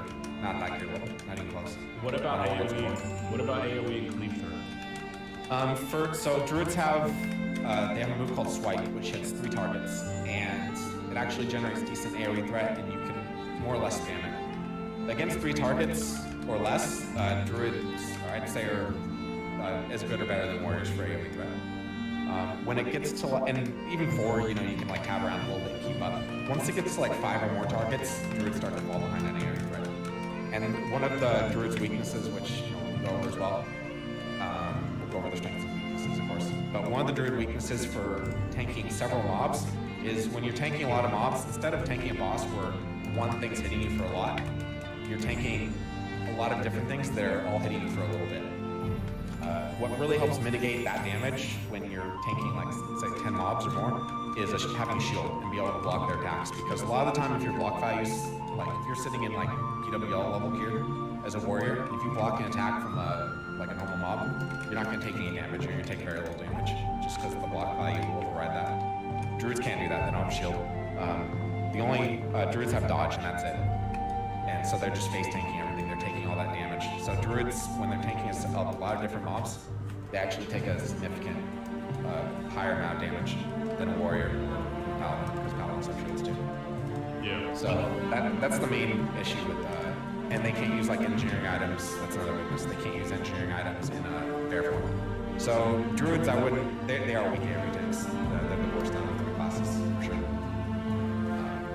But I'd say that's probably their biggest weakness, to be honest, is AoE tanking. Yeah, absolutely, absolutely. And also, what about their gear? Now, one of the things that I've heard that makes feral druids pretty great, especially in Molten Core, is that they don't need that much gear relative to warriors to be able to perform. We'll go over gearing specifically, but kind of generally speaking, how is it? So without getting into like just too many details, technicality of it, druids don't. Just the way that like bear form works, it kind of just being in bear form kind of negates. Okay, how do I put this? Just warriors are a lot more gear reliant than druids. Let's put it that way. Warriors rely a lot more on gear than a bear does. So a warrior in blues versus a druid in blues, like the druid's gonna take less damage and generate more threat. Period. Like in Molten Core, if I'm rolling in Classic, I'm gonna have a druid and a warrior eventually, but I'm starting out with my druid just because druids like I'm talking like week 1, week 2 Molten Core, druids are better tanks I think than warriors. So yeah, so druids just they aren't as gear reliant as warriors, I guess is the easy way to put it. So having because all their gear is just stats basically. So and they have like percentage modifiers for armor and health. So like a druid comparing a warrior to a druid in full like 3-vis full blues, warrior has about 4,800 health, the druid has about 5,500. The warrior has about 7,000 armor, and the druid has almost 12,000. So that's a big difference. And they're so much faster to level too, for the most part. Oh yeah, druids are way easier to level than warriors, hands down. Like I don't think anyone would dispute that. Warriors are a full level. Druids are really good at it. Yeah, absolutely. Well, that's cool. That's great that you're rolling Druid off the bat. We've had this conversation before, but I love hearing your reasoning behind it. Some of the other weaknesses that Druids have too, because we don't want to just paint the optimistic picture. Let's talk about the full story. Of course. Some of the other weaknesses here, breaking fear, no defensive cooldowns. Can you talk to me about those a little bit? So warriors have several ways to break fear. Switch to Zerker stance and pop Zerker Rage and immune fear for 10 seconds. They have Death Wish, which is 30-second immunity. Reckless is even, or even if you're an undead warrior and horde, you have a 4th way to break fear. So warriors have no problem doing that. Druids have nothing. The only thing that they have is their PvP trinket, which you can use for PvE encounters that have fear, absolutely. But it's only once. It's 5-minute cooldown, so it's only gonna be once per fight. So on fights that and there's not many, like Onyxia Fears, Magmadar, trying to think, Neff, there's like 6 bosses in the game total with fear. That's it. So druids can't break fear, warriors can. Simple as that. And you can use PvP trinket in bear form, right? Correct. Yes, you can. Awesome. But there's some things you can't use in bear form. There's some consumables you can't use in bear form. Yeah, you can't use any potions in bear form at all. You can't use any like elixirs or like consumes that you pop before pull. Excuse me. Consumables that you pop before pull you can't use in bear form, which might seem trivial because you're out of combat, but when you shift out bear form, you lose all your rage. So if you're sitting on like 100 rage before boss, which is a good tactic to do, like as a warrior or a druid. So when you pull the boss, you have 100, or you have a lot of rage to open up right away. If you shift out at all to pop anything as a druid, you're gonna lose all that rage. When you shift, but on the flip side though, druids don't need as much rage as warriors. So that kind of counterbalances that part counteracts itself kind of. But druids can't use potions in the middle of combat. Like you can pop a stone shield potion for 2,000 armor before pull, but to do it while you're tanking a boss, it's possible. Like you can technically, with good ping, like if you don't have any lag, like bosses hit once every 2 seconds, right? You can shift that. Right as you get hit, you can shift out, pop a potion, and shift back because none of that affects the global cooldown. And do that before the boss hits you again. But it's a tight window, you know, it's risky. Yeah. And druids can't use like goblin sapper charges, dynamite, any of those like the engineering stuff. We can't use in bear form either. So that sucks, you know, it's annoying. You also can't like check your mailbox, talk to NPCs. In Scholomance, whenever I do Skolo on my druid, there's a lot of gates that you have to open, and druids can't open gates because we don't have thumbs, I guess. And like I'm saving rage for the next pull, and like I have to ask someone to open the door for me. I feel like an asshole. Asking someone, can you open this gate, dude? Because I'm barefoot and I want to shift out. So, but honestly, like that's annoying. Like Hellstones either druids can't use them in bear form, but it's negligible, honestly. It sounds worse than it is. Yeah, it's funny, like full immersion, you know what I mean? Blizzard and full immersion with that. Oh yeah. But even if they can't use consumables, they can actually get pretty far in the game. And you mentioned at the start you've tanked almost all the bosses in Nax as a druid. Can you kind of give me a breakdown before we get into the nitty gritty and start, you know, discussing talents and just going really deep into it? Can you give me kind of the general, you know, every single raid breakdown, you know, how well does a druid perform in Molten Core? How well does it do in BWL? How so on and so forth? How do feral druid tanks, main tanks specifically, how do they fare in each raid? Sure. So, like that you said, main tanks. As far as off tanking goes, druids can off tank anything that, you know, off tanking is a different job. So druids can off tank anything just fine at any point. I'll just say that right now. As far as main tanking goes, druids can main tank anything in Molten Core from the start. Magmadar is the only possible issue, and I'll say that because he does fear, which he only fears once every 30 seconds, so that's easy enough to get around. But bosses that hit, there's not many of these in vanilla, there's only like 4 or 5. Bosses that hit quickly and then enrage, like so Magmadar, he has 2 heads, each head bites you. So he attacks, his attack speed's like a little faster, he's basically dual wielding. And he enrages sometimes, you can trank shot it. But during that like few seconds when he might be enraged, if the hunter's slow or whatever, he's gonna hit a druid really hard. Mainly because druids can get crit and crush, which I'll go into.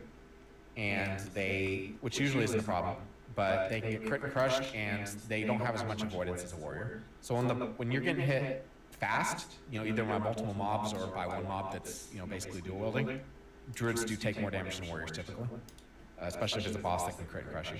So like for Magmadar, you can still counteract it by being, and honestly even in blues, like if you're just going in Molten Core for the first time, I would even say like a druid would probably still take less damage just because a druid can be armor capped in blues.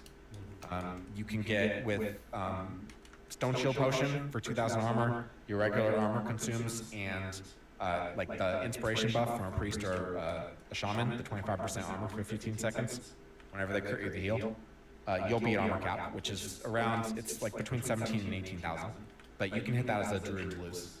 How much mitigation does 17 to 18,000 give you? 75%. So, yeah, even like, if you have that much armor in Molten Core, like, you shouldn't be dying. You know what I mean? Yeah. I don't care if you're a druid or it doesn't matter. So druids can tank Molten Core just fine. BWL is where there's not a lot of upgrades. There's only like 4 upgrades, honestly, in Molten Core for a druid. So, whereas a warrior can get like full tier 1, you know, a shield, everything else.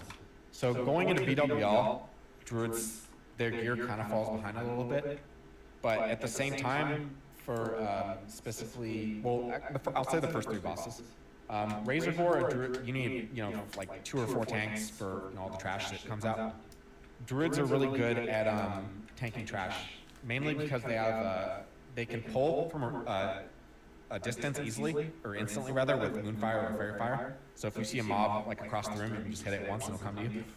And they have Feral Charge, which is 15-second cooldown. It roots the whatever you charge for 4 seconds, and it's a charge. You don't have to shift out of bear form, it costs 5 rage only. Feral Charge is an amazing tool. You can even go into cat form and like sprint across the room if you have to.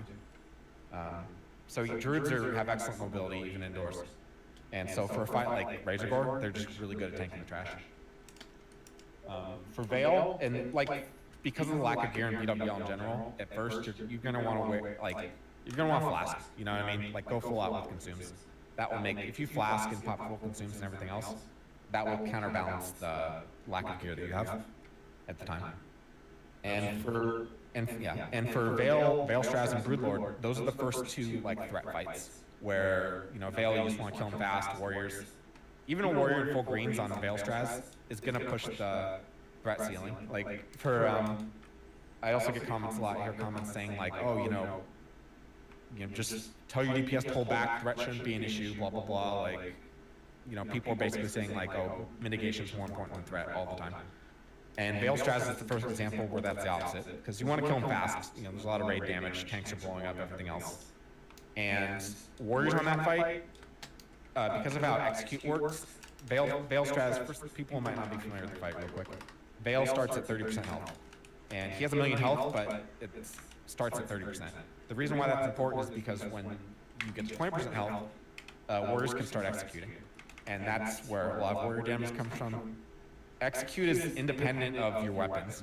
It's a static, has nothing to do with what weapon you have. It does damage based on how much rage you have and has its own formula. If you're and you have infinite rage on that fight because of how the fight works. So any warrior, I don't care what gear you have, any warrior spamming execute nonstop is gonna do a ton of damage and generate a ton of threat. The tanks are gonna have to pull threat off that warrior. Well, because of how well druids can generate threat with manual crowd power. Druids are really, at that point in the game, I would say they're better than warriors for main tanking Vale, just because of the threat they can generate. A warrior going into BWL for the first time is not going to be able to generate threat that's anywhere close to a druid.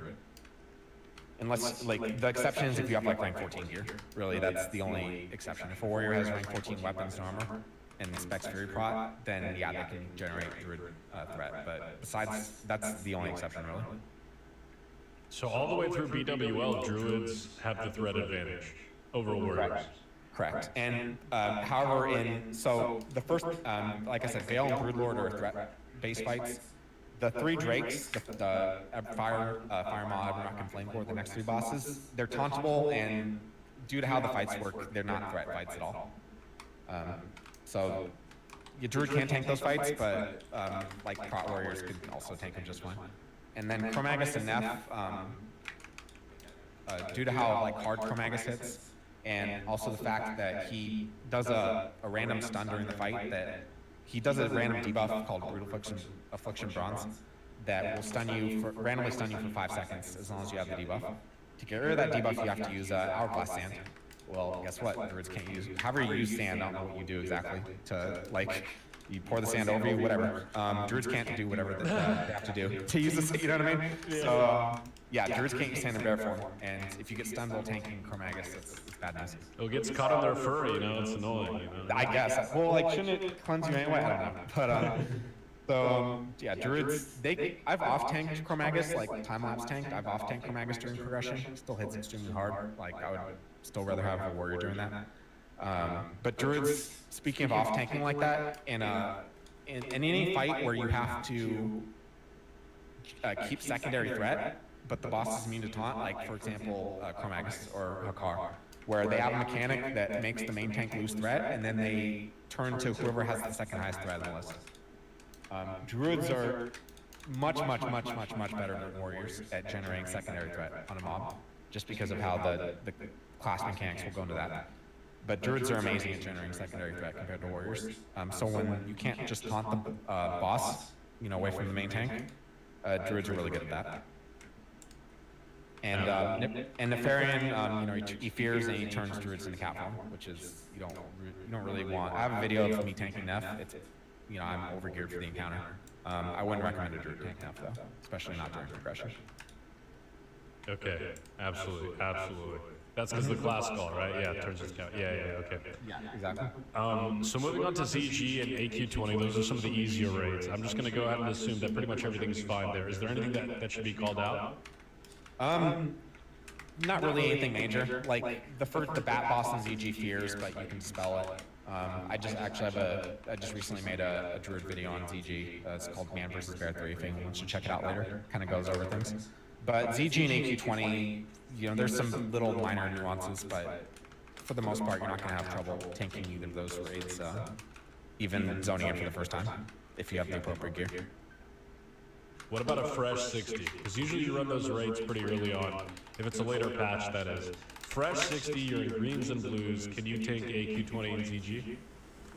I wouldn't recommend anybody tanking either of those places in greens, even if it's a warrior. So try to get at least full pre-bis before you tank a raid. Because just tanks in general, your role is more important than your individual role is more important than like a single DPS or a single healer. Because if you die or if you lose threat, that's probably a wipe. Whereas if if a DPS is in greens and not doing quite as much damage, or if a healer's in greens and going a little bit faster, that's nothing compared to a tank in greens that dies or loses threat.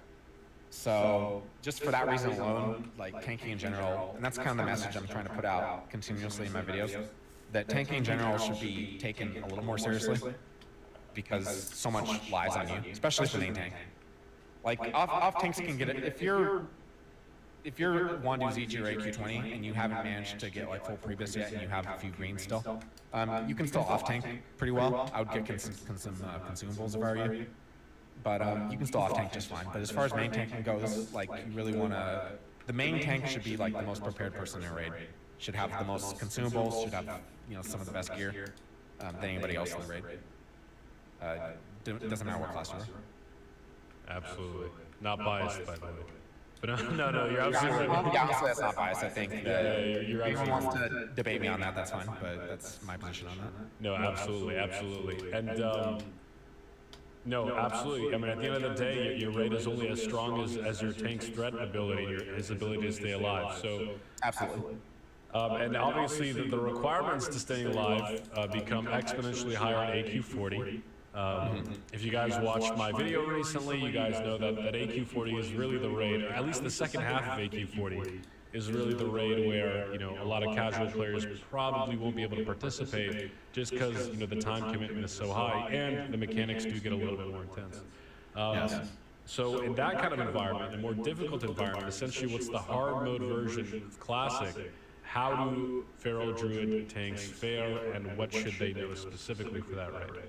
So for AQ40, this really applies to anybody who's zoning into AQ40. You want to have some gear from MC and BWL. You know what I mean? Like, don't walk in AQ40 in greens and blues. Just don't do it. You're not gonna have a good time. And that applies for tanks, DPS, or heals. So assuming you have the appropriate gear, which there is some more feral gear that drops out BWL. There's quite a few pieces actually. Like you can get a neck from Neff. Shoulders, cloak, chest. So yeah, actually a lot of your gear starts filling out in BWL. Boots, there's a belt even. The rest of that gear that you haven't gotten in BWL drops in AQ40. AQ40 is the mecca for Feral Druids. So much gear drops in AQ40, and a lot of it's like there's a leather helm, for example, called Guise of the Devourer. Do you want to pull it up? I don't have a screenshot. Yeah, sure. Yeah, let's Google it real quick. It's when you see this helm, like no one but a Feral Druid would want this at all. It's like a rogues wouldn't want it. Nobody else would want this but a tank, a feral tank. So a lot of the gear that you get is just uncontested. If you're the only feral tank in the raid, bam, that doesn't, I don't care what your loot system is, that helm's going to you, So a lot of the feral gear starts dropping in AQ40, which is really nice, and the first half of AQ40 is really not too difficult, especially while tanking. There's nothing really too stressful. Like Scarum, the first boss, he doesn't hit very hard. He's vulnerable to taunt. Like Druids can tank that boss just fine. Sartura doesn't really have a tank, to be honest. She's all over the place. Bug family, Druids can tank. My Feral Resto video actually starts off with Bug family. Shows me tanking the first boss that we kill, and once that boss dies, I shift out and help spell and hold it, which is really handy. Druids are great at doing that. Fancrus is really easy. Fastidious, the next, or Viscidus, how you say it. There's two bosses in AQ40, Viscidus and Princess Huron, that, again, you can see those in my videos. You want to heal those regardless, just because of how the fights work. Viscidus, there's a lot of dispel and healing throughout the raid. So you want to just put on Vestal Gear, which as a druid, also because there's not, what's nice is because there's not a lot of druids in a raid typically. Even as a feral druid, tier 1 and tier 2 are the only druids can put them, and they're healing based. Tier 1's not that great, but tier 2 is a respectable set for Vestal. And so by the time you enter 1840 as a feral druid, you're probably going to have either full or most of your tier 2 from BWL, if you've been running BWL consistently. So that's just, you'll have rest as well. That's a nice perk. And so there's Viscidus and Consumer on NAQ40. You want to just steal those fights anyway. Just because those fights are healing intensive and they're mitigation based as far as the tank goes. Huron, you want to, it's threat based as well, but just because of like cooldowns also. Huron's a good example of the warriors are good at that fight because they can pop cooldowns like shield wall, last hand, warriors can. So, and as far as Twin M's goes, a druid can tank Twin M's if you've been lucky drops in AQ40 and you have all your PWL, a druid can tank Twin M's. Which, Twin M's is a good example of a fight for a druid that, like I said earlier, druids can't pop potions in bear form. And there's a spell called Mark Skin also that's 1 mana cooldown. It decreases your attack speed a little bit, but it also decreases the physical damage you take by 20% for 12 seconds, and it's a minute cooldown. So that's a nice spell for damage reduction. Twin M's, since they teleport across the room like they do, you're not going to be tanking 100% of the time. Like, you'll be tanking the physical one, and then it'll teleport and you'll shift out. So during that time, you can pop another Stone Shield potion, you can pop Mark Skin right before the teleport happens to mitigate a lot of damage you take. So druids, as long as you have the appropriate gear to that point, druids can tank Twin Emperors. And same with Oro, same with Gadu. So Druid's actually fair pretty well for. So that's pretty much on the side of Viscidus and Huron for the most part. You can take every single boss in 1840, including the main tank. Yes, and I even have a video of me maintaining Viscidus and Huron even. But like if you watch the video, I talk about why I would recommend it. Kind of like, well, I just kind of said why I would recommend it. So yeah, even main tank druids can do all that. And we have a video, one of your videos in the background here. It's actually you taking AQ40. You just finished Fangris. That's crazy. I mean, that flies right in the face of all conventional wisdom. For me, before I'd seen any of your videos, for me, kind of the conventional wisdom was you can bring a feral tank as an off tank. Pick up one of the abs on guard or something like that. It was kind of like a side role. And even then, it was people like laughed at it. Exactly. So who sort of pioneered this, dude? Who pioneered, this thinking? Was it you? Did you get this information from somebody else? Like, what can you try this in AQ and beyond? So actually, yeah, I want to get to this. I'll go ahead and tell the story real quick. So back in Retail Vanilla, I leveled up Paladin first. That was my first 60. I eventually leveled Warrior and tanks all through, up to 8 bosses and Axe in Vanilla. That's my rated history in Vanilla. We killed 8 bosses and Axe. I maintained, all content up to that. Eventually I had a Druid Bengal that was my, I had a Druid Bengal that I eventually leveled to level 39 point. That eventually leveled just to 60, just for fun. I did one more for my Druid, that was it. That's the only raid I ever did my Druid back then. And I was healing. But then I started doing, before BC came out, I started doing a lot of just my bands for fun. And I was doing them on my Druid, and I was doing them well. And this was patch 1.12, and I was also doing them during the TBC pre-patch, 2.0, when they got banging and all that, but I was also doing it before then. And I'm like, this is actually, I'm not dying, I'm only regret, so I'm thinking, I got the basics down as Druid, why, and I also had, throughout my raiding history and also, there's this feral Druid named Raylin that it's funny looking back, I'm kind of embarrassed about this, but all the shit people are saying to me today, or just saying in general about how ferals can't tank and go heal something, I said those exact same things to him. And part of it maybe was just because I was insecure. I didn't want to lose my tank spot, you know? Like, I was a lot younger, I was more mature, all that. So, but I would give him shit all the time because we had him heal, he's like the only druid that we had for a while, so we had him heal most of the time. And this was during patch 1.9, so this was after the revamp. But yeah, he was actually really smart for the time. I don't know where he got that information from, but he's honestly, I would say, the first person I learned about feral tanking from. And looking back, a lot of things he said were accurate. Like, he was telling me how much that mall generated. Because if you look at, here's another misconception, by the way. If you roll warrior, if you look at the heroic strike tooltip, it says something like, I'll pull it over right now. It's one up.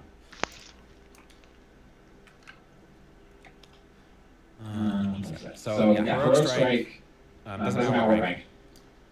It says a strong attack that increases melee damage by 21 and causes a high amount of threat. So keyword causes a high amount of threat, right? And now let's go to Maul for druids. Spells. Maul says increases the druid's next attack by 27 damage. Same concept as heroic strike. It replaces your next wide attack with that move, right? Doesn't say anything about high threat for Maul, right? Which is actually ironic because Maul generates way higher than heroic strike. If warriors had Maul to heroic strike, there would threat. Like I've heard, I don't play retail. I've heard threat is not even a concept in retail anymore. That would be how it would be in vanilla if warriors had Maul. Maul's so good for generating threat. It's amazing. But it doesn't even say that in the tooltip. So how do you know, right? Exactly. Yeah.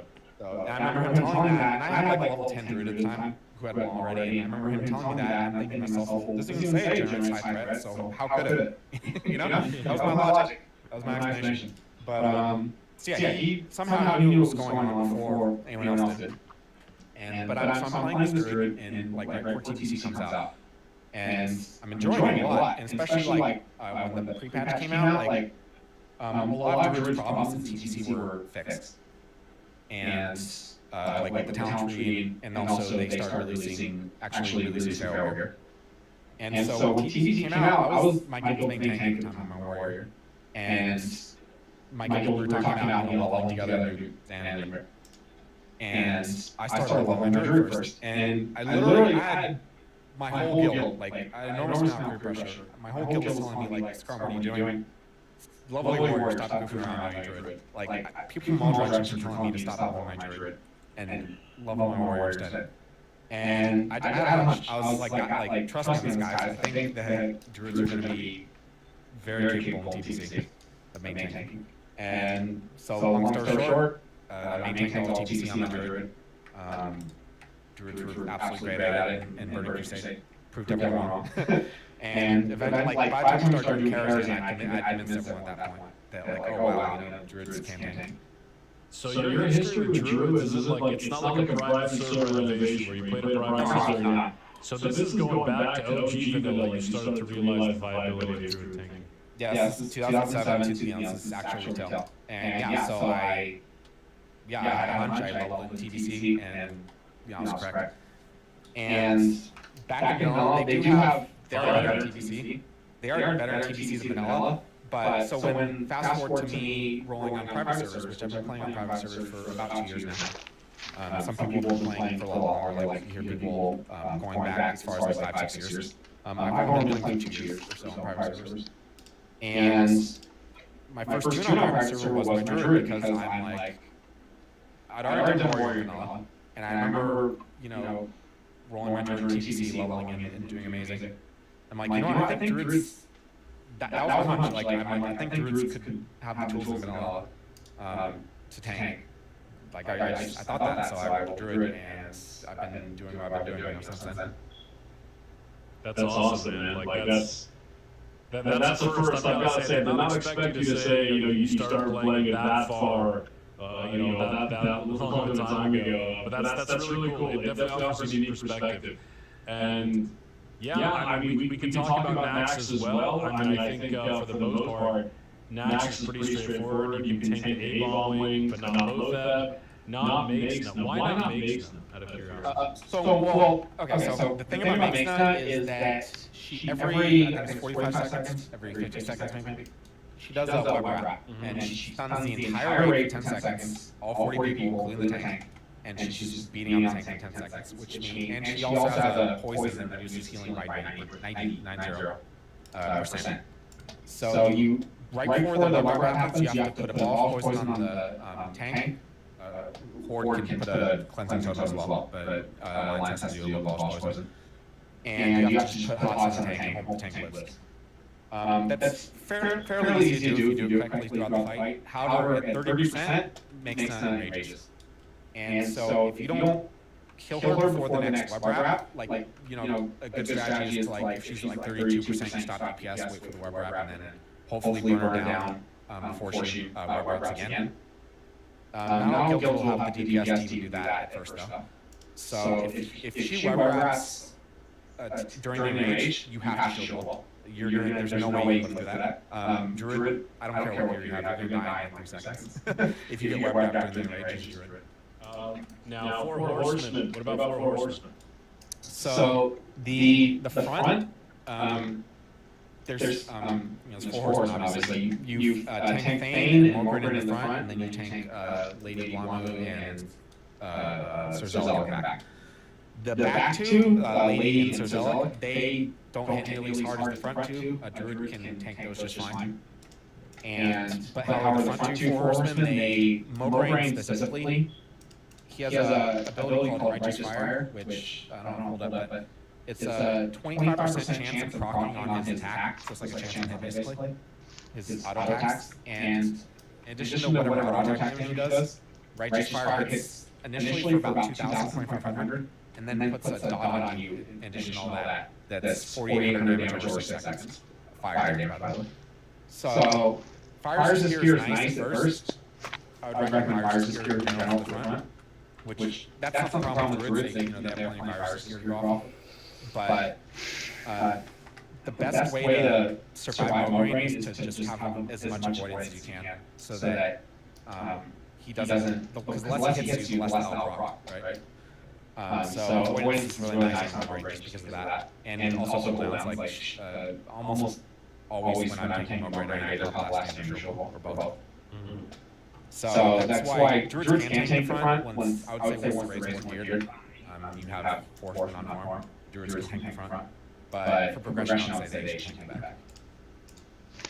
And one more thing about horsemen, real quick. You might have heard that you have to taunt during that fight. If a taunt gets resisted, then that could be bad news.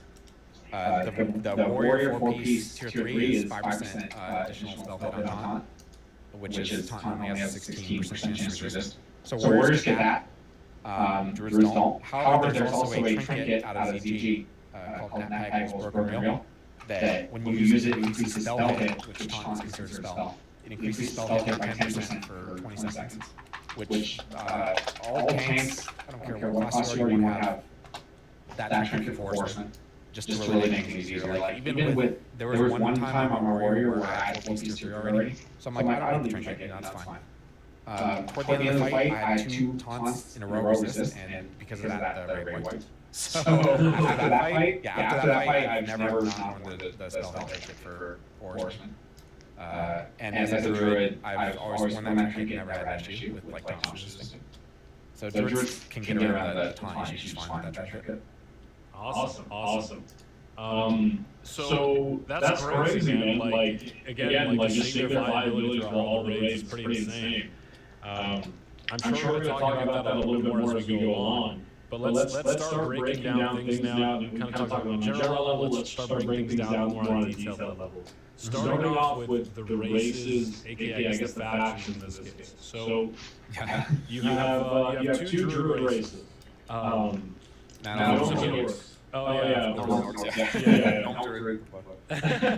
you imagine? Watch this into retail. Anyways, you have Torrid and you have Night Elves, and it's essentially Alliance and Horde.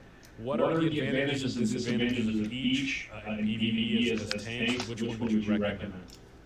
So I would really recommend that, like being the decision between Alliance or Horde far outweighs racials. Does that make sense? So you really like don't roll a Torn if you love War Stomp but hate Horde. You know what I mean? Yeah. If you don't like being on Horde, like roll Alliance. It doesn't matter what the ratios are for Druids. Well, anything really, but especially for Druids. So, Night Elves get, for tanking, they have a little bit more dodge than Torns. And Blessing Kings helps even out the health, but even with Blessing Kings for the 10% stamina, Torns will still typically have more health because of their racial, which is, in vanilla, it's 5% of their total health. Not stamina, not, everything that a Torn gets health from, it increases by 5% because of the racial. So Torns will still have a little more health than Night Elves typically, even with Blessing Kings taken into consideration. Night Elves have a little more dodge. The differences are, for tanking, they're negligible.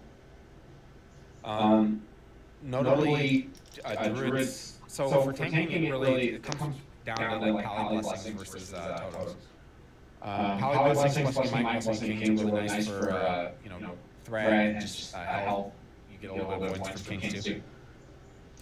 Horde have Strength of Earth and Grace of Air Totem, which give a chunk of strength and a chunk of agility. Grace of Air is more agile than Kings will. Druids do not benefit from Wind Fury Totem.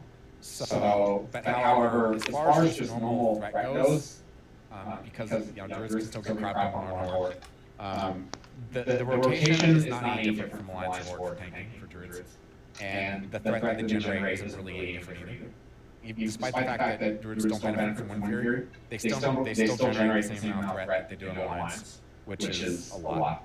So, and Druids are just, and especially you could say because threat is just a bigger deal on Horde because of no blessing and salvation, and the fact that not only do Fear Warriors not get South, but they get Wind Fury, so that increases their damage and their threat even more.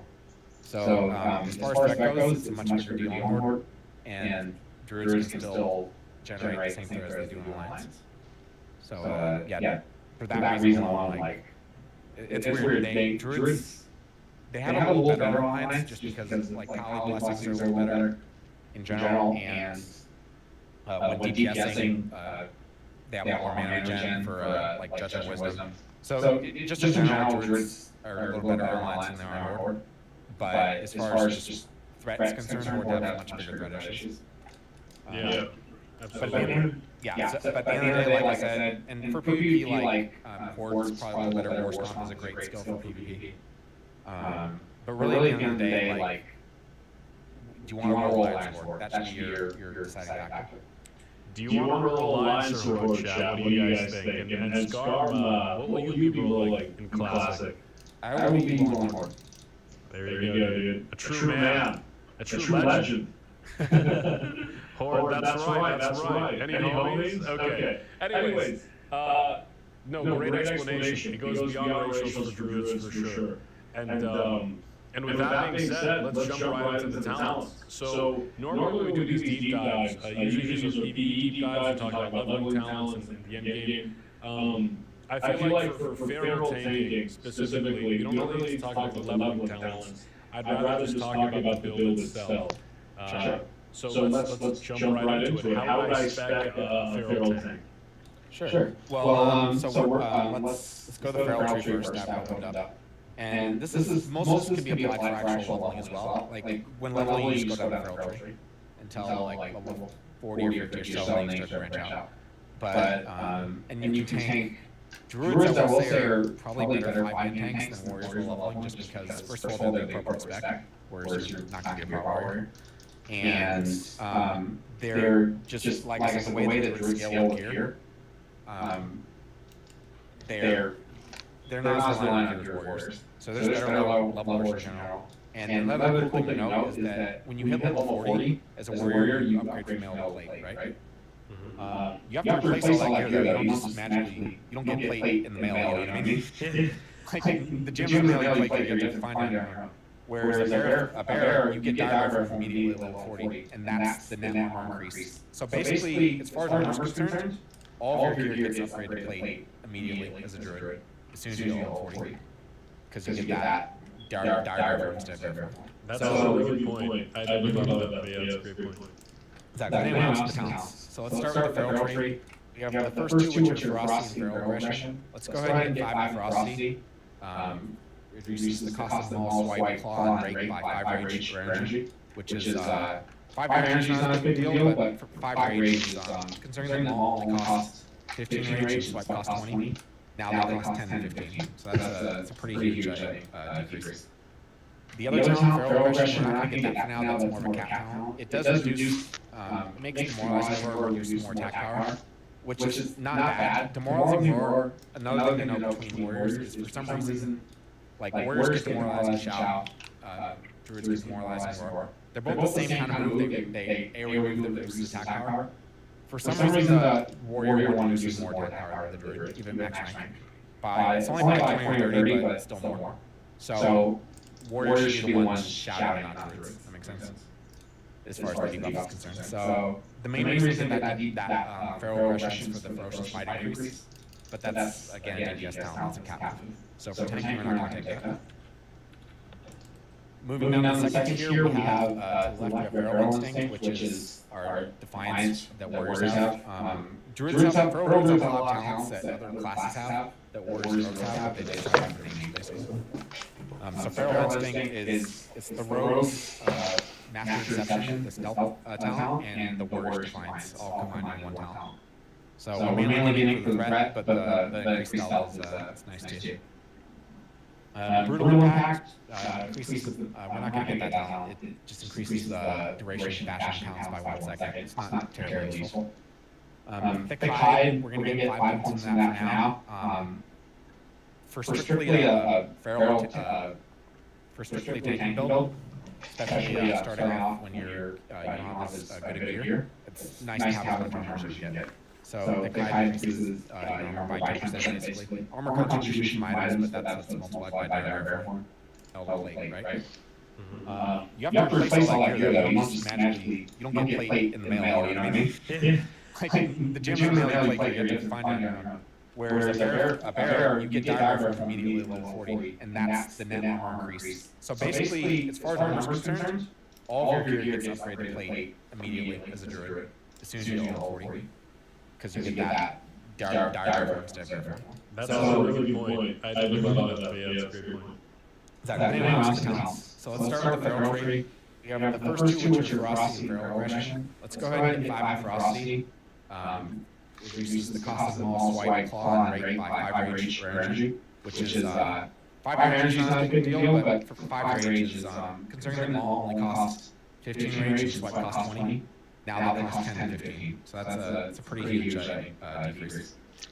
The other talent, Feral Aggression, we're not going to get that for now, that's more of a cap talent. It does reduce, makes Demoralizing Roar reduce more attack power, which is not bad. Demoralizing Roar, another thing to know between warriors is for some reason, like warriors get demoralized and shout, druids get demoralized and roar. They're both the same kind of move, they AoE move that reduces attack power.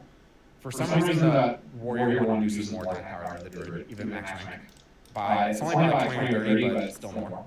So warriors should be the ones shouting, not druids. That makes sense? As far as the debuff is concerned. So the main reason that Feral Aggression is for the ferocious fight increase, but that's again DPS talent, it's a cap move. So for tanking, we're not going to take that. Moving down to the second tier, we have to the left, we have Feral Instinct, which is our defiance that warriors have. Feral Druids have a lot of talents that other classes have, that warriors and rogues have, but they just have different names, basically. So Feral Instinct it's the rogues, Master Deception, the stealth talent, and the warrior's defiance, all combined in one talent. So we're mainly getting for the threat, but the increased stealth is nice too. Brutal Impact increases we're not going to get that talent, it just increases the duration of bashing counts by 1 second. It's not druids, that makes sense. Moving down to the second tier, we have to the left, we have Feral Instinct, which is our defiance that warriors have. Feral Druids have a lot of talents that other classes have, that warriors and rogues have, but they just have different names, basically. So Feral Instinct it's the rogues, Master Deception, the stealth talent, and the warrior's defiance, all combined in one talent. So we're mainly getting for the threat, but the increased stealth is nice too. Brutal Impact increases we're not going to get that talent, it just increases the duration of bashing counts by 1 second. It's not terribly useful. Thick Hide, we're going to get 5 points in that for now. for strictly a feral, for strictly tanking build, especially starting off when you're you don't have as good a gear, it's nice to have as much armor as you can get. So it kind of increases your armor by 10% basically. Armor contribution from items, but that's what's multiplied by narrative form. So more or less it's a 10% net increase on armor. And since Druids realize how much armor, that's a nice talent to have. Moving on to the third tier, Feeling Swiftness is it's a PvP talent. You move faster in cat form while outdoors, and you dodge more cat form. So that's strictly, even in PvE, cats don't really need to worry about that. It's more of a PvP thing, or PvP thing rather. Feral Charge, mandatory. I talked about that earlier. It's just a great talent. 15-second cooldown, costs 5 rage only. You don't have warriors cannot charge in defensive stance, and they can't do their normal charge in combat even. So for a warrior to charge something in combat, you have to switch to Berserker stance, which means losing some, if not all, of rage, and then charging, which intercept costs, it's a 30-second cooldown and it costs 10 rage, versus Feral Charge, which is 15-second 5 rage, and you don't have to do their form. So Feral Charge is just, and it, Feral Charge interrupts casts too, which intercepts, it's a stun, which if the mob's immune, if the mob's vulnerable to stun, then obviously you're going to interrupt cast. But otherwise, if the mob's immune to stun, you're not going to interrupt anything, right? Whereas even if the mob's immune to immobilize, the interrupt still applies. So if something's casting, like in one of my videos, I Feral Charge a boss, which the bosses are immune to immobilizing effects, but I still interrupted the cast. Can you Feral Charge Kel'Thuzad Frostbolt? Yes, but you can. However, you have to be Feral Charge is a dead zone. You have to be 8 yards or farther away, and you really don't want to be that far away. Just to how the fight works, if you charge in the middle of melee, you might chain like a Frost Blast. So yeah, you can Feral Charge Frostbolt on KT, but I wouldn't recommend it. So Sharper Claws, next talent, we needed to get down to these two very good talents down here. So let's, and it increases crit by 60% for 3 talent points, which that's another thing to note about Feral Druid, that the trees kind of compact. Like most classes, you have to put in 5 points to get 5 crit, right? Like Warriors, whereas Druid, you can put in 3 points and get 6 crit. So nice little things like that. And speaking of that, moving down to the 4th talent, we'll look at Blood Frenzy right below Sharper Claws, which we're not going to hit this, but if you put 2 points in that, you'll see that that's Seal Fate for Rogues, which is all the way down the Assassination tree, and for 5 points. Druids get it in the middle of the Feral tree for 2 points. So that's just another thing I like about Ferals, that the talents are very accessible. They're all on one tree for the most part, and it doesn't cost a lot of points to get a lot of them. But anyway, take those 2 out, Blood Frenzy. To the right, we have Primal Fury, which we absolutely do want to get 2 points into that.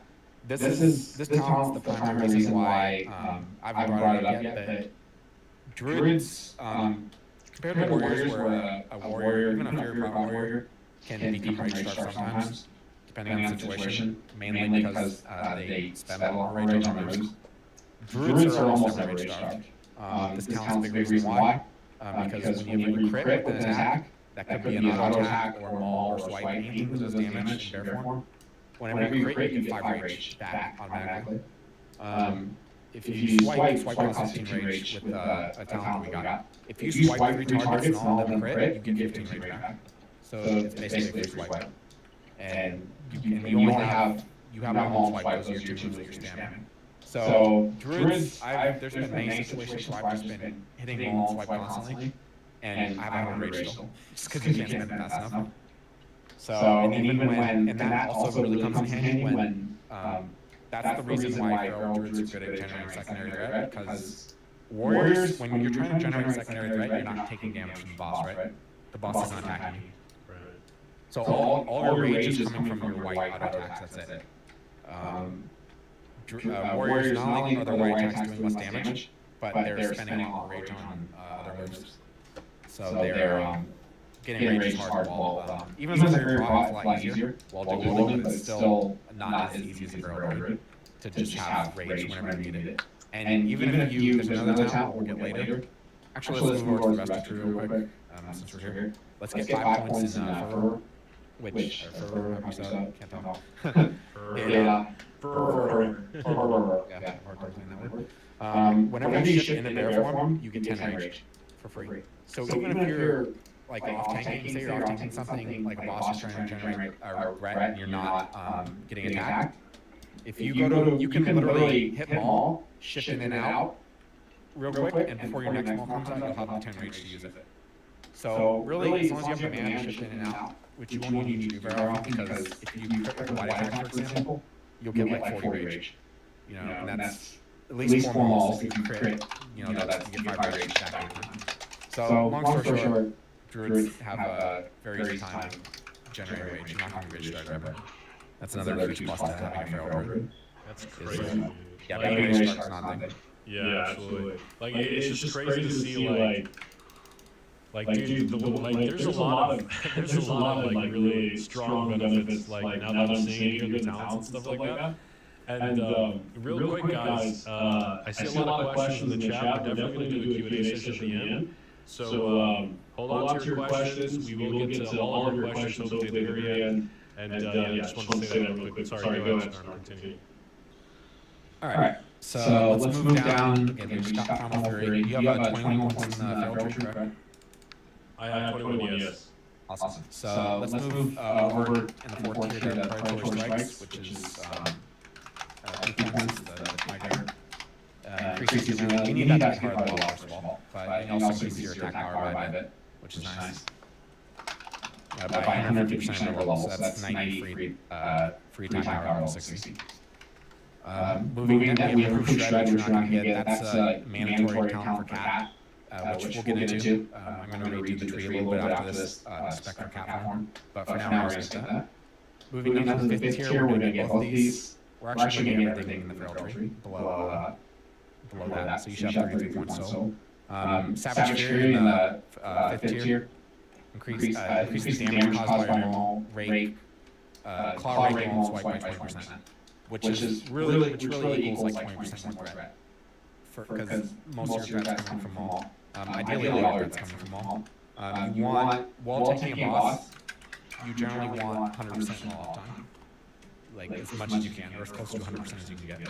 So this talent right here for 2 points, Savage Fury, it basically increases our threat by 20%. In addition to the 15% that we got earlier. So you might be starting to see why Druids generate so much threat with their attacks. And going Feral Fire, Fairy Fire Feral, it's mandatory talent, so you can use Fairy Fire in Feral form. Fairy Fire is at a high level, I would say the highest level of rating. That's the #1 reason you can rate is because of Fairy Fire debuff. At level 60, at the max rank, increases the armor of the target by 505, which is key to reducing the armor to 0 as close to 0 as you can.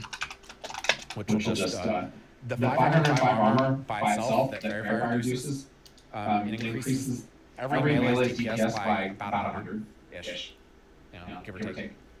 But just, so if you have 20 melee, right, and no feral Druid, that's, or no Druid in general, put up Fairy Fire, that's a huge DPS loss in total. So Fairy Fire is a very important debuff. It's great to have in Bear form also. Having a feral Druid, I will say also, Rescue Druids can use Fairy Fire, but getting them to actually Fairy Fire like the boss is like pulling teeth most of the time, because they're either focused on healing or whatever else. So, I mean, you constantly have in mind Rescue Druids, even like good Rescue Druids that were next, like a lot of the time you have to remind them to drop Fairy Fire, and even then you might not have it. Whereas if you have a Feral Druid in the raid, there's no reason not to use Fairy Fire in Feral form because it's free, 6-second cooldown only, but it doesn't cost any rage energy. And you just use it because you're attacking the boss and the mob anyway. So Fairy Fire uptime is a lot better than Feral Druids in raid, just because it's a lot easier for Feral Druid to practically use. And so moving down, we have Hard Wild, which is one of the best talents I would say out of any class in the game.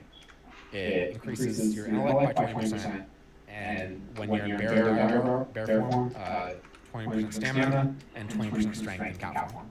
Huge for just 5 points. It's a lot of benefit. This talent is when we, in a bit, we'll go into the Feral Resto build. This is why you can like beat Feral and still heal, because you have 20% more intellect, which is enormous. And this is also why bears have so much stamina, because any stamina that we get whether it's from gear or like power, fortitude, buffs, doesn't matter. Any stamina that the druids have, you get 20% more in bear form just because of this talent. So that's why druids have like even in like max level gear, druids are gonna have more health than members typically. What's like the max health a druid can get in vanilla? About 15,000. That's big, dude. I've gotten like close. I've seen screenshots with that much. In my practical gear, like fully world buff, flask and everything, I have about 100. I have like 14.7, 14.8, something like that. But yeah, a lot of health. Like you should in armor count, of course, because you're a druid. So like what's like so hearing that number, like I remember my first video, I read comments like, oh, this is can't do this in vanilla as a druid, you're just gonna get crit one shot. Like tell me what boss will crit you through 18,000 armor for 15,000 health. Besides like Resuvius, which you can't tank, besides like gimmick bosses where a player should be tanking them anyway, or like a boss that rages, you know what I mean? Like no boss is gonna crit you for that much, or even 2-shot you, or 3-shot or 4-shot you with that much health and armor. Like if healers are just halfway paying attention, you're not gonna die. That's crazy, man, and like it makes a lot of sense. This is kind of PvP oriented, but I'm not sure if you've played on the in-house server. It's just like a dueling server that a couple of guys in the community set up. And I've noticed that for the most part, I can beat druids, even the best druids, I can beat them for the most part on my warrior. But I came across this druid recently that, because most druids try to kite you. They'll try to dot you up, like Soda Pop will dot you up and he'll kite you. And you gotta keep up with them basically, you gotta be able to apply hamstrings and stuff like that. Duelist random druid, never heard of him before. And basically, he just completely, he just sits there in bear form. And there's nothing I can do. Like, there's nothing I can do. He just puts on his dots, sits there in bear form, auto-attacks me, maul every once in a while, and I can't do anything. And I'm like, why can't I hit this guy? It's like, yeah, it makes sense. Yeah, pretty much. Yeah, like against warriors, rogues, I just stay bear form. There was a couple weeks ago, I was going to, this is a couple months ago actually, I was going to AQ40, and I was like, or maybe I was just in the area by myself, I forget why, maybe after raid, but I'm running toward the portal, and there's this horde warrior, and like, he had my mantle, he had like Zod mace, like, I recognized his gear, he had like full bits. And I wasn't really going to fuck with him, but he charged me and attacked me. And I ended up, and he popped like sappers and cooldowns and everything. And I pretty much stayed there for a long time and I ended up beating him. And the reason why it's funny is because there's some people on Horde that I know. I guess he was already pissed because he like died on a boss or something. I guess what happened, why he was out there was because he died on a boss, lost all his buffs, so he was just mad. And he went to go zone in, but there was a fight in progress, so he couldn't zone in yet. And he was just like mad. He's like, I guess he was saying this, where I just want to kill someone right now. I'm gonna gank the next alliance I see, which is me. And I ended up beating him, and I guess he's just like screaming and throwing shit. Like they're telling me, someone told me later on. After I ganked him, he was just like, I think he threw his head in his or something. So bad. But yeah, like druids in bear form. You just have so much health and armor, it's like melee is, and plus, as far as warriors are concerned, and you need to either do or take damage to generate rage. So like if you're hitting a druid with an auto attack for like 200, if that, like you're not gonna get all rage from that, so you're not gonna have, you really can't use your moves, you know? Exactly. It's like, I tried everything. I tried going putting on 5 Sunder stacks, using LOE, everything, just like could barely do. Which also, as far as Sunders goes, 5 Sunders reduces armor by 2250, which if a druid has 15,000, that's not much still. He's still gonna have like, so unfortunately even, like, I Sunder sometimes in PvP depending, not often, but like, even on a druid though, like, it doesn't, even 5 Sunders is not gonna do much. Like, I'll do a rogue sometimes, and they'll put explosives on me, which I just laugh about, like, it doesn't do anything. Like, it's like he's rupture things instead. If Druid just sits in bear form, like I have a hard time. Like I've lost to, I know how to play Druid, I know how to play Warrior, and I've lost to, I've dual Druids on my Warrior, and just I've lost because either. Another thing also is as a Druid, if I'm fighting Warrior, I'm gonna pay attention to his PvP trinket because Druids have, I can stun in bear for 4 seconds, and I can brute. Druids also have, do you still have that town calculator open? Actually, let's go over the balance tree real quick. Yeah, let's go. And so let's get 5 points into Nature's Grasp, which is a little block. That is a spell where it's a PvP spell. We have to get something to get further down the tree, and improve Wrath is a waste. But having that spell, it's a buff. You buff yourself with it, and then the next time you get hit, the target gets rooted. So I stun you in bear form, and you trinket out of it. I'll shift out and pop Nature's Grasp, and then just travel form away, and heal myself to full, maybe dot heal up a little bit, and then go back to bear form. And I'm in full health. You're rooted with like Moonfire and maybe Insect Swarm on you. And so that's how I like Druid Warriors. Like it's a combination of just staying in bear form and then like knowing when you can root them or stun them and get away from it, so you can heal. Yeah. So, but anyway, moving down to the rest tree, or the balance tree. Our next talent we get is 5 points in natural weapons, which is the wrench thing, whatever that is. It just increases all your damage by 10%, which again, since Druid threat is, Warrior threat is mostly based on damage, but Warriors also have a lot of threat modifiers like Thunder Armor, which doesn't do any damage, but it does high threat. Revenge does a little bit of damage, but generates high threat. Druids on the other hand, all our threat comes from Maul. Like 95% of our threat comes from Maul. And so the more damage Maul does, the more threat you're generating. And the way Maul also works is, again, it takes place in your next auto attack. And it does, however much damage you do with Maul, you multiply 1.75, and then you multiply, in addition to that, you multiply 1.495, which comes from being in bear form in the Feral Instinct talent. That's just another modifier you get.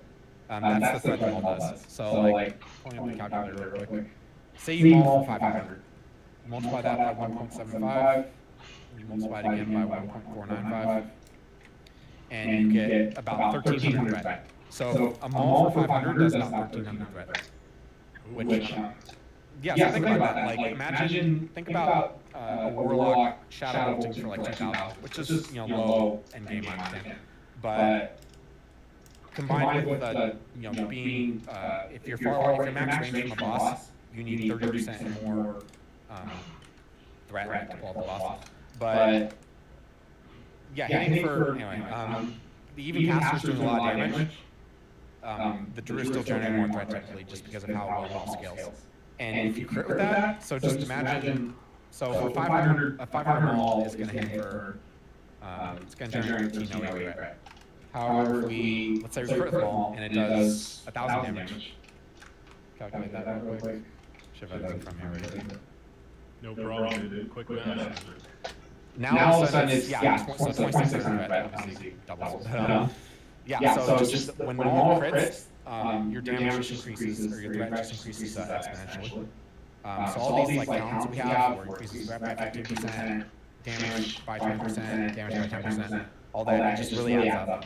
And then, so we can get natural weapons, and then our last talent in the balance tree is going to be Omen Clarity, which is right below natural weapons. It's a buff, it's a self buff that lasts 10 minutes, which is too short in my opinion. A lot of the time, like, I'll forget to rebuff it, And you have to shift out the buff as well, so you can't just like do it in the middle of a boss fight while you're taking. But this talent is nice. It doesn't, even without this talent, this is more of a cat talent, but there's nothing else really to get instead. Randomly when it's just a quick casting talent where whenever you melee, you have a chance to proc quick casting, which reduces the energy or rage cost or mana cost of your next spell by 100%. So it gives you a free spell, a free ability basically. That's more important for cat DPS. It's nice for bear, but again, like I said earlier, we don't really have rage problems to begin with. So it certainly helps, but it's not mandatory. Later, when we do the Feral Roaster build, we're not going to get all the clarity, but it's not a big deal.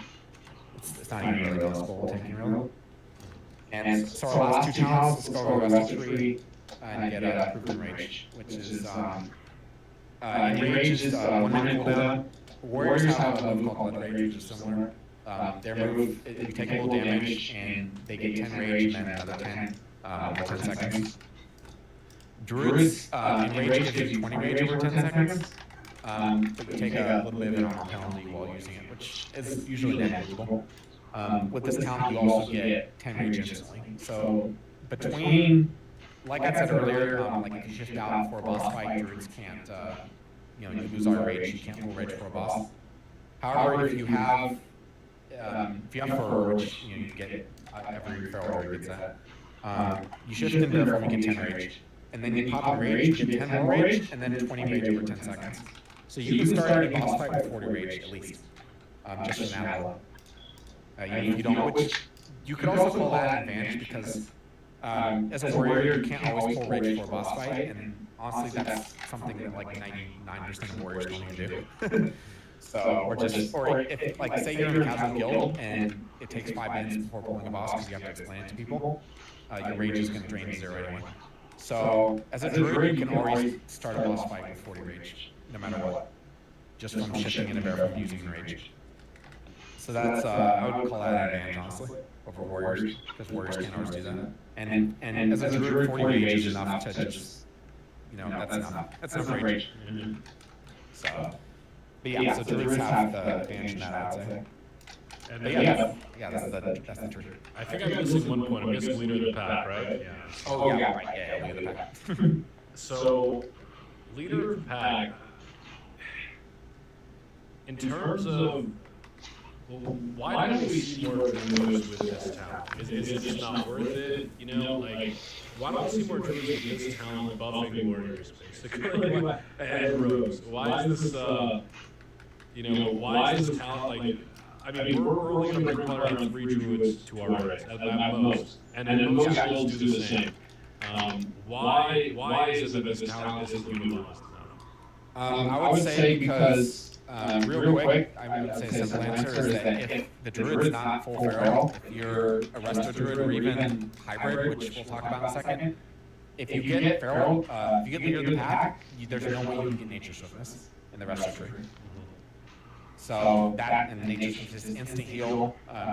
Druids have, even without any like plus healing at all, so let's say you have 0 plus healing, max rank nature's touch, or healing touch, sorry, is going to heal for about 2,000. Huge heal at the max rank. And nature swiftness makes it instant every 3 minutes. So that's just like, it's a great talent for saving, tank, saving someone else who's dying. Like any resto druid should have nature swiftness. I guess is the main reason why you don't see more leader of the pack. You'll typically only have 1, at the most 2 feral druids in raid. Like, I wouldn't really recommend bringing out 3 ferals to raid. So at the most you're going to have 2 ferals with, or probably just 1 with leader of the pack. So I mean that's the reason why, I guess you could say. Yeah, absolutely. All right, then that's the talent. Yeah, that's a nice talent. And that is the build, guys. That is the Feral Druid tank build. If you guys want to screenshot this, copy and paste it, I don't know what you guys want to do. In fact, I'll actually link the build right here in the chat just to make it easier for you guys to save this link for later. So let's go ahead and move on to the gearing and pre-raid bits. I know you just made a video on this. And guys, for those curious, Scar does have a YouTube channel, and out of everybody in the vanilla scene, and I talked to a lot of guys in the vanilla scene, his videos are probably the highest level tanking videos right now, period. In fact, I won't even, I won't say anybody comes close right now. So I'm going to go ahead and link this video right here in the chat. Please subscribe to him. Give him a little sub right there. Turn on the little bell for the notifications too. His videos are great. And not only do they teach you about druids, they teach you about warriors, fury prop. He's got videos on paladin tanks. Really anything and everything tank. I mean, like I said, I think Scarm is like the cider hall of the classic community. If you remember cider hall tank spot. So definitely a great resource for all things tanking. But yeah, let's go ahead and go into this pre-raid stuff. And I will say real quick that first of all, I appreciate anybody who subscribes and everything. I release videos at least at the latest like once every 2 days, usually faster than that. and I have about, right here, I'm just looking at my list, I have about 40 videos like that I'm working on right now. Not all at once, but I have like the next 40 videos planned, and I'm coming up with new ideas faster than I can put them out. So expect just consistent content from my channel. Tune in, check it out frequently for updates. There you go, dude. There you go. And hey, it's great to see you grow, Scarm. And honestly, guys, like again, I can't say enough. Like high-level content from a very experienced player with a lot of metagame experience. Like if you're gonna play Taken Classic, you need to be stuck with this guy. But yeah, sorry. Go ahead, Scarm. So you want to talk about pre-business, you said? Yeah, let's do it. Sure. So I would say go ahead and give you this link right now. That's the. I've got the page open for your video right here. You did? Is that the I still want to build websites? Oh, you know what? This is okay. Yeah. Let me see if I can find this. Okay. Let me go to my own video. I think that's the correct link. Let me see. The talent list, right? Yeah, but it's both of them are talent list. One that's updated. So okay, you clicked on the one from my video. That should be the correct one. Okay, perfect. Got it. All right, so this list is just for any honestly for any spec that you. This is just Bear specifically actually. But yeah, this is the defend.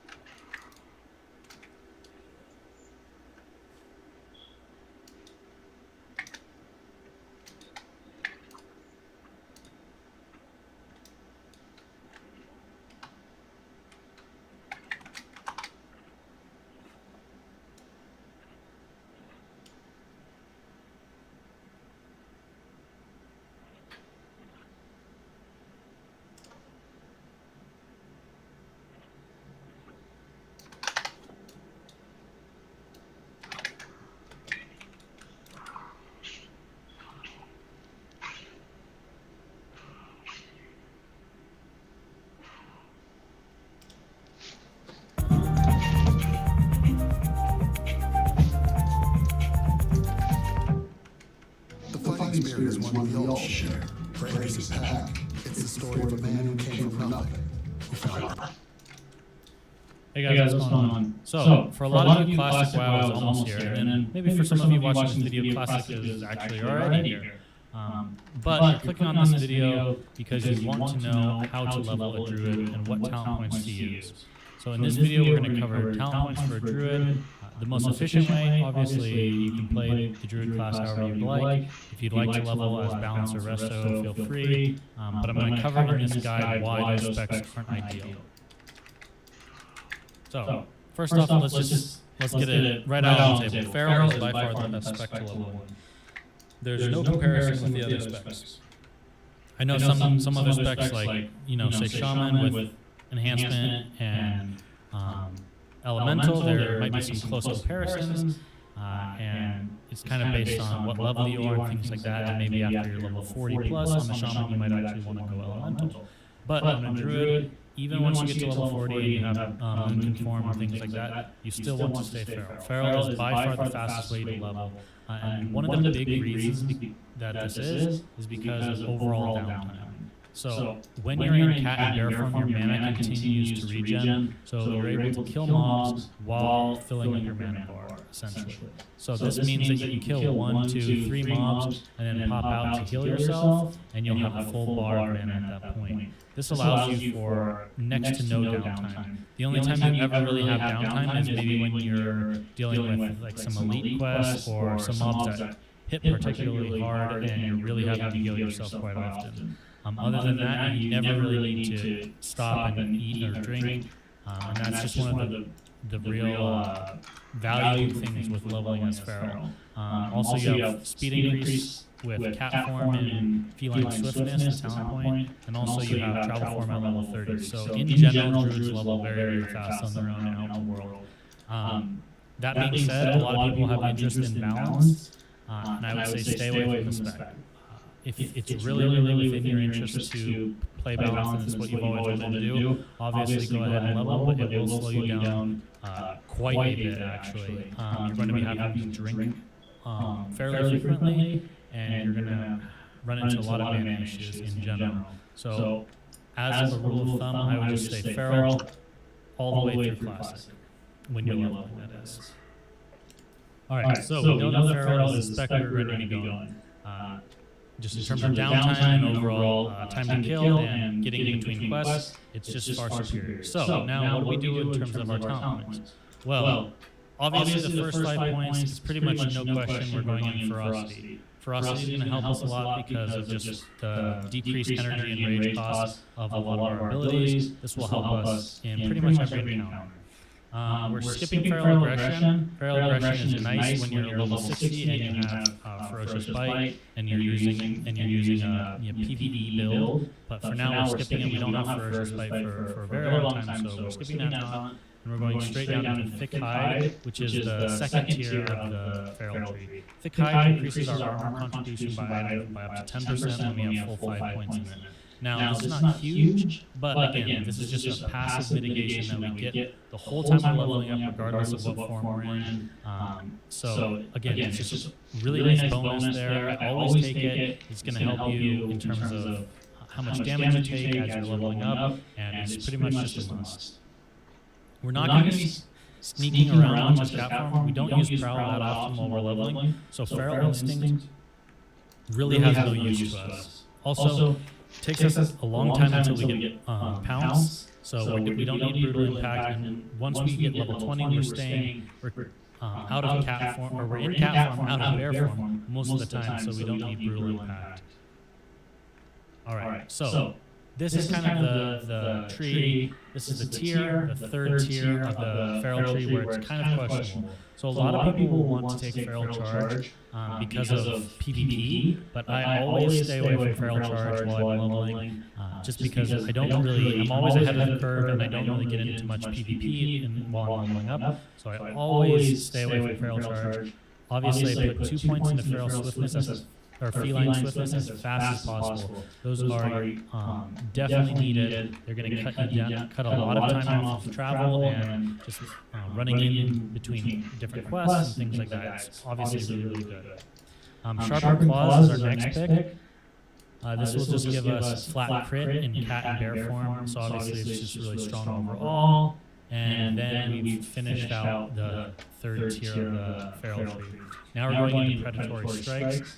This is a great talent point in and of itself, but it's also opening up the door for us to get down into Harder Wild later on. We're not getting improved shred. There is no front shredding in the Classic beta, and they've already confirmed that there will be no front shredding in Classic. So there's no point in taking this talent while leveling, so we're skipping that entirely.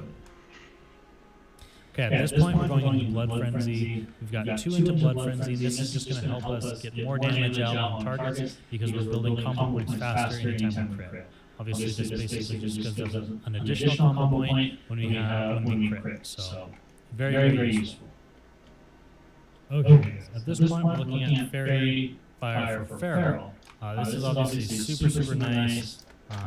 if we're attacking a mob, it gives us more armor reduction on that mob, and also it's a really nice way for us to pull mobs to ourselves instead of having to face, pull, or sneak up as a cat. So this one's really, really nice. Then Savage Fury, obviously a no-brainer here again. Once we rank it up twice, we get 20% more damage in some of our main cat and bear abilities. So obviously it's just another really, really good point. Now after we've done 2 into Savage Fury, we're going to want to get Heart of the Wild. But at this point we need to spend 2 points in other things. So I normally just pick up Feral Charge at this time and Brutal Impact. So now at this point we can move into Heart of the Wild. And this is why we want to go deep into the feral tree early on. Some of these lower abilities that we get from the feral tree are so strong that we just want to get them as soon as we can before we go into the other points. Okay, at this point, we can get down to Heart of the Wild. Obviously, there's no explanation for why Heart of the Wild is good. It's an amazing talent point. It's really what makes the feral tree so strong, especially for hybrid builds. So we're taking 5 out of 5 into that. Now, obviously, we get down to where we get leader of the pack, and that's an easy one to pick up too. Extra crit is always nice.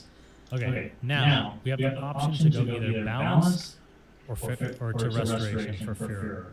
Now, I always pick up Furor first just because it's the most impactful when I'm leveling up. I pop out of form to heal myself up between mobs. And it's nice to be able to enter cat form and get that spike energy right away, so I'm not having to wait for my energy to take as long. Now, once we've gotten 5 points into Furor, we're going to switch over to the balance tree, picking up Nature's Grasp, and we're putting 4 points into Improved Nature's Grasp. There's no point really to get Improved Wrath, so that's the reason why we're going Nature's Grasp. Now, after we've gotten past Nature's Grasp, we're moving into Natural Weapons. 10% more damage with physical attacks, always good. Getting Natural Shapeshifter. This reduces mana cost of shapeshifting by 30%. Again, pretty much no-brainer. And then we're picking up Omen of Clarity, and that'll be our final point, and that'll be us hitting level 60. So that's the spec overall for leveling.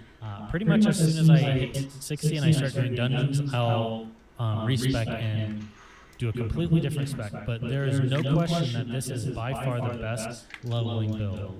Now, there is some leeway in terms of talent points, but I will say, in my experience, going deep feral first is always much stronger than putting any points into balance or resto before getting down to leader of the pack. There's just so many good talent points down at the bottom with Savage Fury, being able to pull with Fairy Fire in feral form, and then also Heart of the Wild. That it's kind of difficult to go with any other points into resto or balance beforehand. So that's just my opinion. That's kind of how I would do my talents.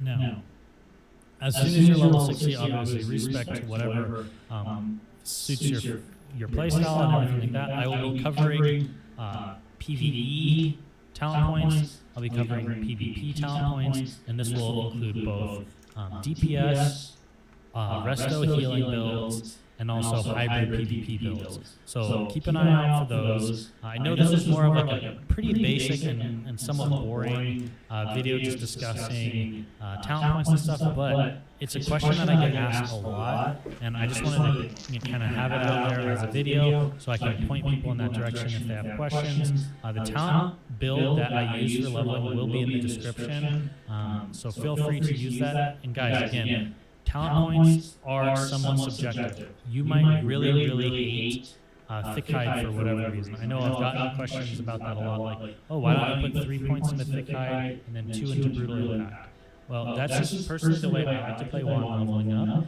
But again, when you're leveling up, guys, it's pretty much up to you how you want to play, and that comes for endgame as well. There's obviously some builds that are going to be better than others, but within those talent trees, there are some talent points that are more subjective. So just because you like to play a different way doesn't mean that it's bad, and doesn't mean that my way is the only way to do it as well. So hope you guys enjoyed that video. Hope it was helpful in terms of getting ready for leveling. Look forward to more videos getting you guys ready for the leveling process come Classic, because we are getting closer and closer every day. All right, guys. Thanks again. I'll catch you next time. Also, guys, before I leave, I just wanted to quickly say, in